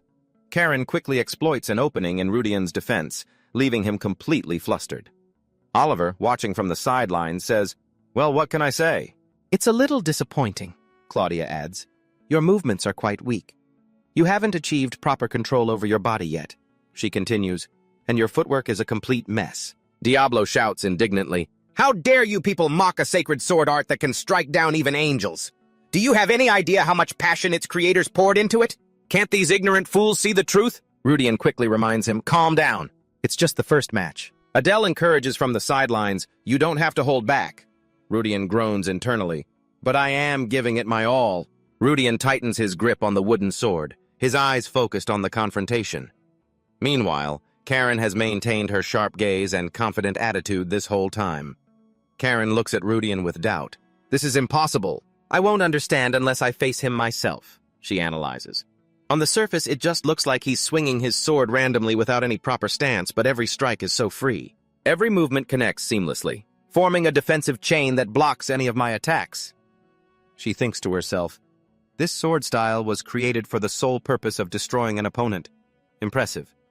But she stares intently at Rudian. "But your flaws are still too obvious. I don't think this is enough to have caught Sir Ctheo's attention.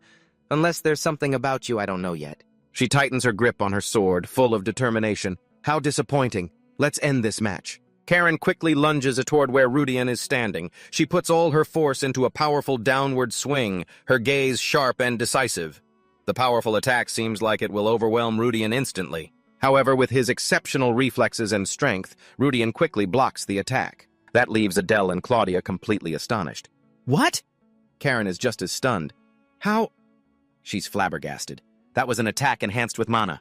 No one can block that unless they also use mana, which means, after blocking the attack with sheer strength, Rudian shouts, "That's cheating! Senior!" After that, he quickly swings his sword to knock Karen away, catching her off guard. Rudian feels a sharp numbness in his arm. Did she really channel mana into a wooden sword? Was she trying to make a fool out of me in front of everyone? Karen thinks to herself, a new student who can use mana, and a commoner, no less. Karen has a revelation. "So, now I understand why you were transferred here. That last move, I never thought you'd be able to block it." She lowers her sword and bows to Rudian. "I apologize for challenging you like that. As a senior, I shouldn't have used mana in my sword," Rudian replies bluntly. "I hope this doesn't happen again." He thinks to himself, "I'm sure Luciella recommended me with good intentions, but her judgment of character is terrible." Karen makes an offer to make amends. "To make up for this, I will grant you one request." Will that serve as proper compensation? What was I thinking, using mana on a first year? The three people outside were stunned. Senior Karen is apologizing? He blocked an attack infused with mana? But then Kepler strode forward with an icy gaze. "What's all this noise?" Karen Adele hurriedly explained, "I was carrying out Lady Luciella's mission to guide the new students, Senior Kepler. The thing is..." But Kepler glanced over. "One look is all I need to understand. You got arrogant, wanted to test his abilities, and got countered, didn't you?" Karen turned to Elvin in surprise. Then Kepler turned to Rudian and said, "It's not like she did it on purpose. My apologies." Rudian tensed up. Elvin Kepler. He remembered. In the story, Zeon's Chiller, Chapter 2, The Great Psychic War. Wasn't that the name of the clan that opposed the main characters? Why? And I'm pretty sure in the original story. A cheerful Kepler introduced himself. "My name is Elvin Kepler." Rudian looked at him suspiciously. Isn't he the one who supports the final boss? Elvin sighed and pointed at Karen. "This girl here has quite the competitive streak. Let me arrange a more convenient meeting for you, all right?" Karen shouted angrily, "Stop it, Elvin! I don't need your help!" Elvin turned back and said softly, "I'll at the new student welcoming event." His eyes were cold, as if issuing a warning. Are power and status really that unimportant? Furthermore, I came here at the request of Lady Luciella. I don't believe we have the right to go against her wishes. Am I wrong? Faced with Elvin's sharp words, Karen could say nothing, only seething in silent anger. Elvin turned to Rudian and said, "As a final-year student, I will take responsibility for what happened today." Take responsibility? Rudian frowned thoughtfully. "I have no intention of getting involved with these people anymore." His eyes burned, his expression one of pure excitement. "But if the one who wants to form a connection with me is a Kepler, that's another matter entirely." Rudian hid his exhilaration behind the friendliest face he could muster. "If you say so." Back in his room, Arcadia asked with suspicious eyes, "Master, you seem a bit more agreeable lately, don't you?" Rudian, rolling around on the bed with a satisfied expression, said, "I admit I have been feeling a bit more relaxed, but what can I do? When things are this comfortable, who knew that getting away from Kalen would be this blissful?" Arcadia reminded him, "Weren't you planning to investigate Elvin Kepler and his group today?" The thought of it immediately soured Rudian's mood, his face darkening. "That's right. Elvin Kepler. I never thought I'd hear that name here." He looked up at the ceiling, deep in thought. This is the only chapter where the war is between different factions, rather than good versus evil. He might look like a typical villain, but to be precise, he's not exactly my enemy. He was so lost in thought that his eyes seemed to roll back in his head. 3 days had passed, and still no news from Elvin. Thinking back on the original story and the events that have already happened, if my guess is right, then I have some idea of what he's planning. A cunning smile spread across his face. In that case, I'll make the first move. Rudian immediately sat up and asked the sword, "Diablo, if we have to face the demons, can we borrow your power?" The sword replied instantly, "Of course, kid." With its incredibly belligerent nature, the sword spoke confidently. "I don't know what's happened in the last 10,000 years, but they dare to plan another invasion of the Middle Realm. Without me? How insolent!" Diablo's tone grew increasingly out of control, cursing relentlessly. "Are they trying to steal the glory I'm about to achieve? They all deserve to die." Rudian felt a little intimidated by the sword, thinking to himself, "Are all high-ranking demon lords like this?" Arcadia moved closer, wondering, "You seem quite interested in them." Rudian looked straight at Arcadia and replied, If I can, I want to pull them to our side." Her eyes were puzzled. "What is it about them that warrants so much of your attention?" He chuckled softly. "The Elvin Kepler I remember isn't just an ordinary knight. He's a psychic." Looking out at the view, he said, "Right now, the Secret Association of Psychics has almost certainly begun to expand its influence beyond the royal capital." As Rudian understood it, psychic abilities lacked a solid theoretical foundation, which made them the target of ridicule and hatred from mages. But that very fact became a great catastrophe for humanity. It led the psychics to remain neutral during the Second Great Heaven-Demon War, resulting in countless casualties. Of course, they had planned on seizing fame by dealing with the demons, but only after the mages' side had been weakened by them. By that time, however, the war had already been ended by the protagonist, Aben, and his companions. It was over, and when they failed, they moved on to their second plan, the result of which was the Great Psychic War. His heart now filled with deep regret, along with a touch of bitterness. He thought, if only they had joined the Second Great Heaven-Demon War together, the Great Psychic War and its devastating losses might never have happened. Rudian put on his shoes with firm resolve. "I'm going to make that so-called psychic join the fight against the demons." Diablo let out a wicked laugh, worthy of a true villain. "I quite like your method, using others as your own stepping stones. You have the resolve, but what's your method?" Arcadia shook her head again. "But with your current status and abilities, I don't think luring them to join will be feasible." Rudian was also well aware of this problem. That's right. He held the sword, thinking. Status and ability don't matter. As long as you have the right cards to satisfy the other party, any deal can be made. I already know countless pieces of information that can be used as trump cards. Without another moment's hesitation, Roden stood up, full of determination. "Right, time for a trip to the royal capital." At the Mauryan Empire, in the bustling western district of the capital, Nevin, somewhere a girl's voice called out, "We're here, Elvin." Removing his hood, Elvin approached her. "Are you sure we're in the right place?" "At night. This is an area where the lords frequently patrol." His expression was full of doubt. Why would demons be patrolling a place like this? The girl across from him also removed her hood and spoke softly. "Our intelligence network is solid. Anything related to the demons has ties to the temple, so this information is accurate." Her appearance was identical to Elvin's. She was also a student at the Royal Academy, a third year in the School of Magic Arts, named Maria Kepler, Elvin's younger sister. Elvin seemed a little uneasy. Even if the intel is correct, this street is right in the middle of the noble district. If there are mass casualties, it'll be impossible to control. In contrast, Maria was completely unfazed. Don't worry, I've already prepared for that. I brought our family's secret weapon. Elvin's eyes widened in shock. You mean... Maria took out an artifact, an hourglass, causing Elvin to exclaim, "You brought a super-class artifact?" Elvin was filled with anxiety. Even in a situation this tense, we still need to act discreetly. But Maria looked incredibly proud. This is exactly the kind of situation that calls for it. Who knows what might show up? Elvin could only sigh and remind them, "You two have a very important role to play. Remember to find the brains behind these demons." Two young assistants appeared from behind. "Leave it to us, leader." Of course, they were second-year students from the Academy's School of Knights, Meo Lua and Den Lua. Maria spoke with a hint of regret. The Luda family's abilities really are something else. To be able to detect someone's energy in a crowded place like this. It's a shame you took that ability from me, Elvin reassured her. Don't be like that, Maria. This is for our common goal. And besides, whether I took it or not, you'll be the one leading everyone sooner or later anyway. Meanwhile, Rudian had also appeared in the Mauryan Empire, in the illegal entertainment district of the capital, Nevin. Looking around, he could only remark, even the capital's underworld is pretty well developed. This isn't exactly a pleasant place, Arcadia asked about the next step. What do you plan to do here, my lord? Rudian replied, Nothing, at least not right now.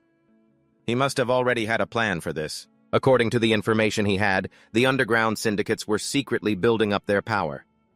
There was bound to be fierce territorial competition with the demon forces preparing for the Second Great Demon War, Rudian asked the sword. Diablo, even though you're not of the underworld, can you detect any clashes between the powers within the capital? Brimming with confidence in its own abilities, the sword immediately agreed. Who do you think I am? Not even an entire city can escape my senses. Rudian breathed a sigh of relief. What a relief. He secretly formulated his plan. The thing I'm aiming for right now is to accidentally get involved in the territorial dispute between the psychics and the demons. Directly confronting a demon lord would be suicide, but there's no way a demon lord would directly command their troops in a place like this. They'll likely leave it to their underling demons, so it won't be as risky. Rudden recalled what Alex Human had said in Barren Village. I'm sure the letter has already been sent to Marquis Belsat. He thought, if I can get involved with that guy, it would be perfect. And of course, Rudian had quite a bit of information on this person. Gus von Belsat, a puppet of the demons and the culprit behind the assassination of the Keitel brothers. The #1 target for elimination. Everything is important right now, but I have to put that aside for now because the most important thing is Alvin Kepler's whereabouts, then Gus. Lost in his thoughts, Rudian didn't notice someone behind him until they clapped him on the shoulder and asked, Hey, kid. The man looked extremely unpleasant, his hand repeatedly tapping Rudian's shoulder. What are you doing loitering around this area? If you're an outsider, you should scram while you still can. Rudian smirked. A guide appeared right on cue. He replied to the man, What I'm doing is none of your business. Feeling challenged, the man's eyes bulged as he cursed, This little bastard! What did you just say? Faced with this ferocious display, Rudian remained calm. He gently patted the man's shoulder. Hey, using the strength in his wrist, he squeezed the man's shoulder hard, causing him to collapse in unbearable pain. Trembling, the man looked up and asked, Are you a knight, sir? Completely overpowering his opponent, Rudian commanded him, From now on, if you answer my questions well, I'll let you go. He placed a finger on the center of the man's forehead and began to ask, Lately, a group of nobles have been suspiciously hanging around the underworld here in the capital. Among them in particular is one with green hair. Or a student from the academy. Rudian crouched down close to the man, his face terrifying, as if ready to eliminate him if he didn't answer. Tell me everything you've seen. Everything you've heard and seen, don't leave a single thing out. In an alley somewhere, the Kepler siblings were talking. That reminds me, I heard that Karen, the senior, got into it with a new student. It's the hot topic lately. Yes, it seems Lady Luciella has entrusted that guy to Karen. Maria looked a little concerned. Lady Luciella is quite fond of Karen. That's not a good development for us. But Elvin said, We have to win her over, Or at least keep her neutral? Maria asked worriedly. Is there a chance that new student could upset our plans? Elvin hesitated. Well, he figured that the very fact Karen challenged his abilities and embarrassed himself shows the kid has enormous potential for future growth. But when it came to the possibility of him disrupting our plans, Elvin asserted confidently, he's just a naive first year. There was no way he could cause a major upset.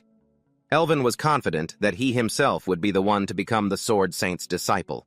If he had to be wary of anyone, it was Karen Letitia, the one who had been his rival for the past 7 years. Hearing that, Maria felt somewhat relieved. I understand. With that said, the 4 of them continued on their way. Let's go. Yes, brother. Little did they know the very first year they looked down on was watching from right above. Spotting his prey, Judean was so excited he couldn't hide his smile, a sinister smile.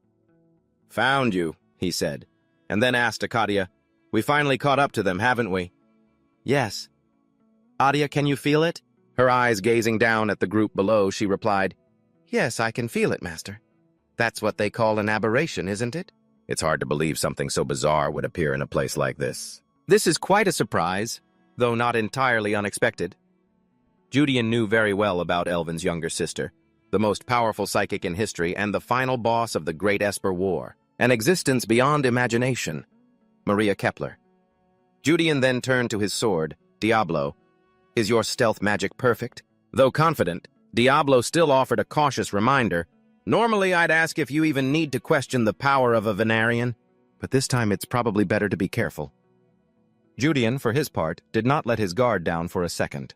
That's right. If the Kepler siblings are taking action personally, then this is no simple matter. The 3 of them immediately moved out. Let's go. Time for the exciting part of our tour of the capital. Denluda had discovered something. The young boy pointed ahead and said, It's here! It was a grand theater frequented by many nobles, the El Granja Theater. Elvin seemed to have guessed who was behind the demonic beasts. So it's connected to that guy. Damn it, mages are always so full of themselves, and yet they have no idea what's happening right under their noses. He asked Maria, What are our chances? Maria figured the Marquis could be a demon or a lackey, but said, According to the records passed down in my family, it shouldn't be a major problem. However, we can't let our guard down. If there are many opponents, or if they fight with everything they have, it will still pose a challenge for us. The chances of a demon lord being in direct command are pretty low. We can only hope the Marquis is just a simple pawn. The 4 of them nervously followed the crowd and slowly entered the theater. As they went up to the upper floor of the El Granja Theater, they found the staircase filled with dark energy. Our prediction was correct. The Lua siblings pinched their noses in discomfort. I can feel demonic energy and the smell of blood inside the theater. How has no one noticed something this obvious yet? Elvin shared what he knew about the Marquis. I heard he's not just some ordinary merchant, but also a brilliant mage who was once chosen as a successor at the Magic Tower. He must have used magic to hide all the traces. Maria smiled, adding her own guess. This place is essentially a magic workshop. They passed through the door into the Marquis's room. He was already standing there waiting for them. What wind has blown the famous students of the Royal Academy all the way here? Elvin cut straight to the chase, confronting him directly. Drop the act. Did you really think we wouldn't know you're the one behind those pathetic thugs who have been bothering us? Marquis Gus Belstart. The man exhaled smoke from his cigar, a small smirk on his lips. We? So it was you lot. A member of the Theris Alliance, Marquis Gus Belstart. He also realized that the students before him were the very thieves who had brazenly raided his businesses, and then vanished without a trace. Elvin retorted sarcastically, The one who hired a band of actual robbers has no right to talk. The old Marquis furiously crushed the cigar in his hand. His voice dripping with contempt, he spat, The Kepler and Lua families are nothing but lowly commoners without even a proper territory to call your own, and you dare to meddle with my Theris alliance? Your families had better prepare for the consequences. His family's honor insulted, Elvin flew into a rage. A demon's lackey like you dares to mention our families? The old Marquis's eyes widened in surprise. So you truly know everything. Elvin immediately drew his sword, shouting, I will kill you and destroy every last demon remnant hiding within the Empire. Old man Gus no longer bothered to hide his power either. He surged toward Elvin. I see. So, your goal is to interfere with our grand plan? The dark energy emanating from him was stronger than anticipated, putting Elvin at a disadvantage. We have to be on high alert, Elvin thought. The old man said confidently, I don't know what you think you can do with just 5 of you, but so much the better. Elvin was confused. 5? There are only 4 of us. He immediately spun around to see Judean, who had appeared right behind them and didn't forget to greet them. Hey there, seniors. Looks like I arrived at the perfect time, huh? He also didn't forget to pointedly remind Elvin, of course I didn't come all this way just because you seniors ditched me for 3 whole days. Judean then immediately shared what he knew about the Marquis, Marquis Gus Bellstart.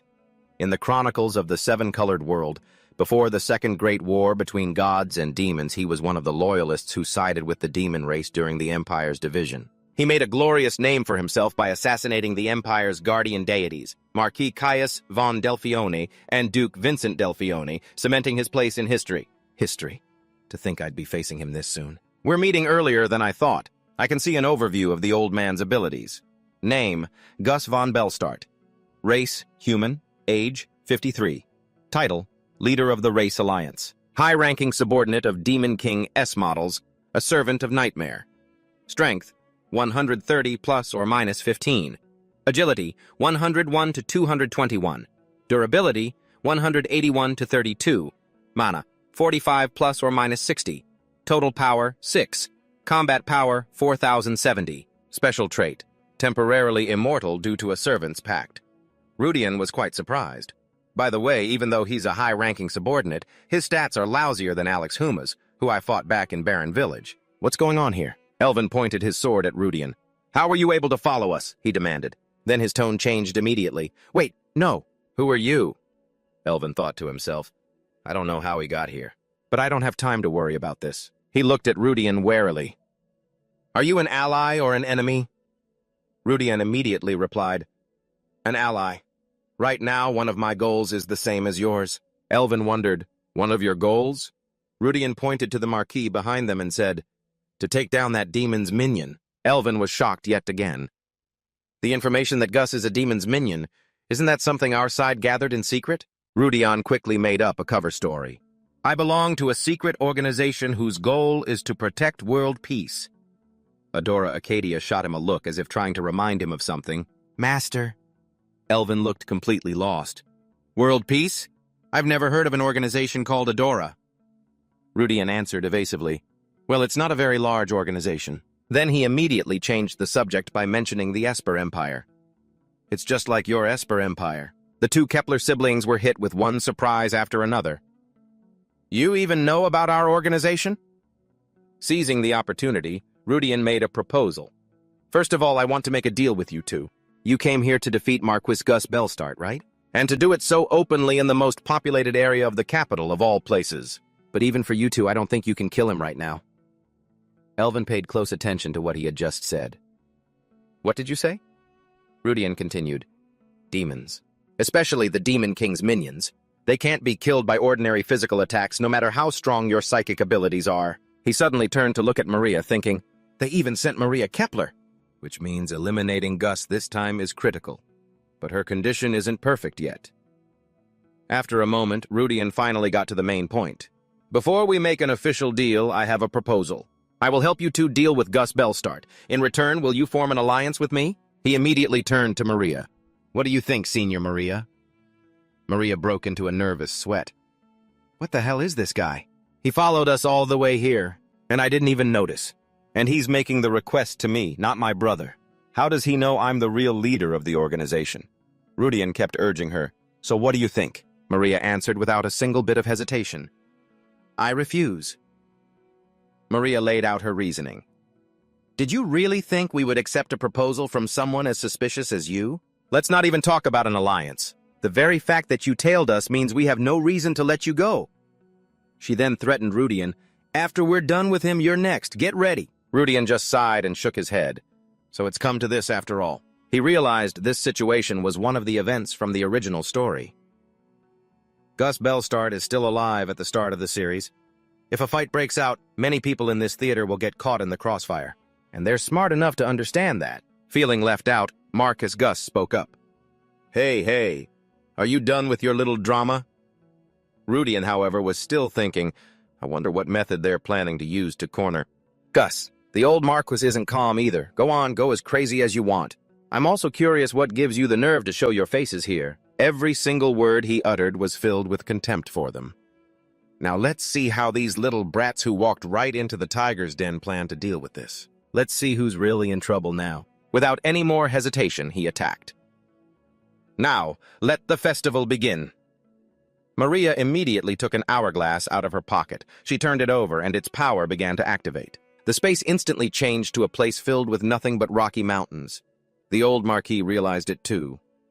This is the effect of an artifact, a type of artifact that interferes with space. Not only that, but he also knew quite a bit about it.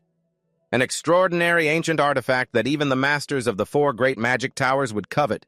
It's truly like a string of pearls on an orc's neck. It wasn't surprising that he coveted it and intended to seize it. I'll be taking that. Old Gus created a deep, black orb of energy. Do you fools really think just changing the terrain gives you an advantage? How naive. Elvin and the 2 Lute siblings turned pale. Such mana. So there's no need to hide it anymore, is there? A large number of magic circles appeared, covering the sky. From within them emerged ferocious demonic beasts of all shapes and sizes. The group then learned another of the Marquise's identities, a demonic beast from the demon world. So he's a 1 million point imposter. The Marquis laughed maniacally. I have been reborn with power borrowed from them. Do you really think a bunch of brats like you can stand against me? Affected by the dark energy, his form changed to resemble a demon with colored skin and sharp teeth. Elvin, terrified, saw it with his own eyes. His appearance is changing? Rudian realized it wasn't just his appearance. His power had increased as well. That's right. High-ranking minions can temporarily transform into demons depending on the situation. He was also a bit concerned about the man's current power. I was wondering why he didn't seem different from Alex Huma, a mid-ranking minion. I completely forgot. The power overview panel had changed. Name, Gus von Bellstart. Species, human. Age, 53. Title, Leader of the Race Alliance. High-ranking minion of the Demon King S models. Nightmare's subordinate. Strength, 58. Agility, 50. Durability, 85. Mana, 352. Total combat power, 12,040. Trait, temporarily granted immortality through a minion's contract. Rudian was astonished. A combat power of 12,040? He's even stronger than the Semidron I fought in the dungeon. The Marquis aggressively declared, I'll make you pay for messing up my nest. Because of your own greed, you should have just stopped at those petty squabbles over benefits in the alley. Elvin gritted his teeth, his face extremely tense. Is that even a demon's minion anymore? He's no demon noble. Maria warned, don't let your guard down. He's stronger than most demon nobles right now. The Marquis and his demonic beasts roared aggressively and charged forward. Just obediently go to hell and reunite with your ancestors. Maria snapped her fingers. A magical barrier was erected. The demonic beasts that collided with the barrier were instantly destroyed. The old Marquis was stunned. How is this possible? I didn't sense any power from her. I was so sure that Brat's mana was only at a normal human's level. Maria's blue hair gradually turned golden blonde. She spoke, You still haven't realized? Even though he knew about her abilities beforehand, Rudian couldn't help but be surprised seeing it in person. Maria Kepler is an Esper who plays the role of a chapter's final boss. Even among the countless extremely powerful characters in the Fantasia of the Seven-Colored World, his eyes couldn't read Maria's abilities. The current user's ability cannot identify the target's information. Her current appearance reminded him of a line from the novel. This is how her fans described her. The Golden Empress of the Psychic World. Maria declared majestically, This place will be your grave. The Marquis couldn't believe his eyes. What? An ordinary human cannot possess that kind of power. Maria floated in midair, her entire body radiating a brilliant light. She looked down at old Gus with contempt. Even at this point, you still can't believe your own eyes? No matter what you do or what method you use, the result won't change. The immense source of power shook space itself. The Marquis ordered his demonic beasts, Go! My minions, tear that bitch to shreds for me right now! The demonic beasts charged forward frantically, baring their giant, sharp fangs as if they wanted to eat their opponent alive. The old Marquis's pupils constricted completely. The scene before his eyes became blurry. Am I seeing an illusion? Maria used her power to warp space itself. In that moment, the Marquis hurriedly spoke up to plead for a truce. Wait, let's make a deal. Maria paused, giving him a moment to present his deal. A deal? The old man proposed.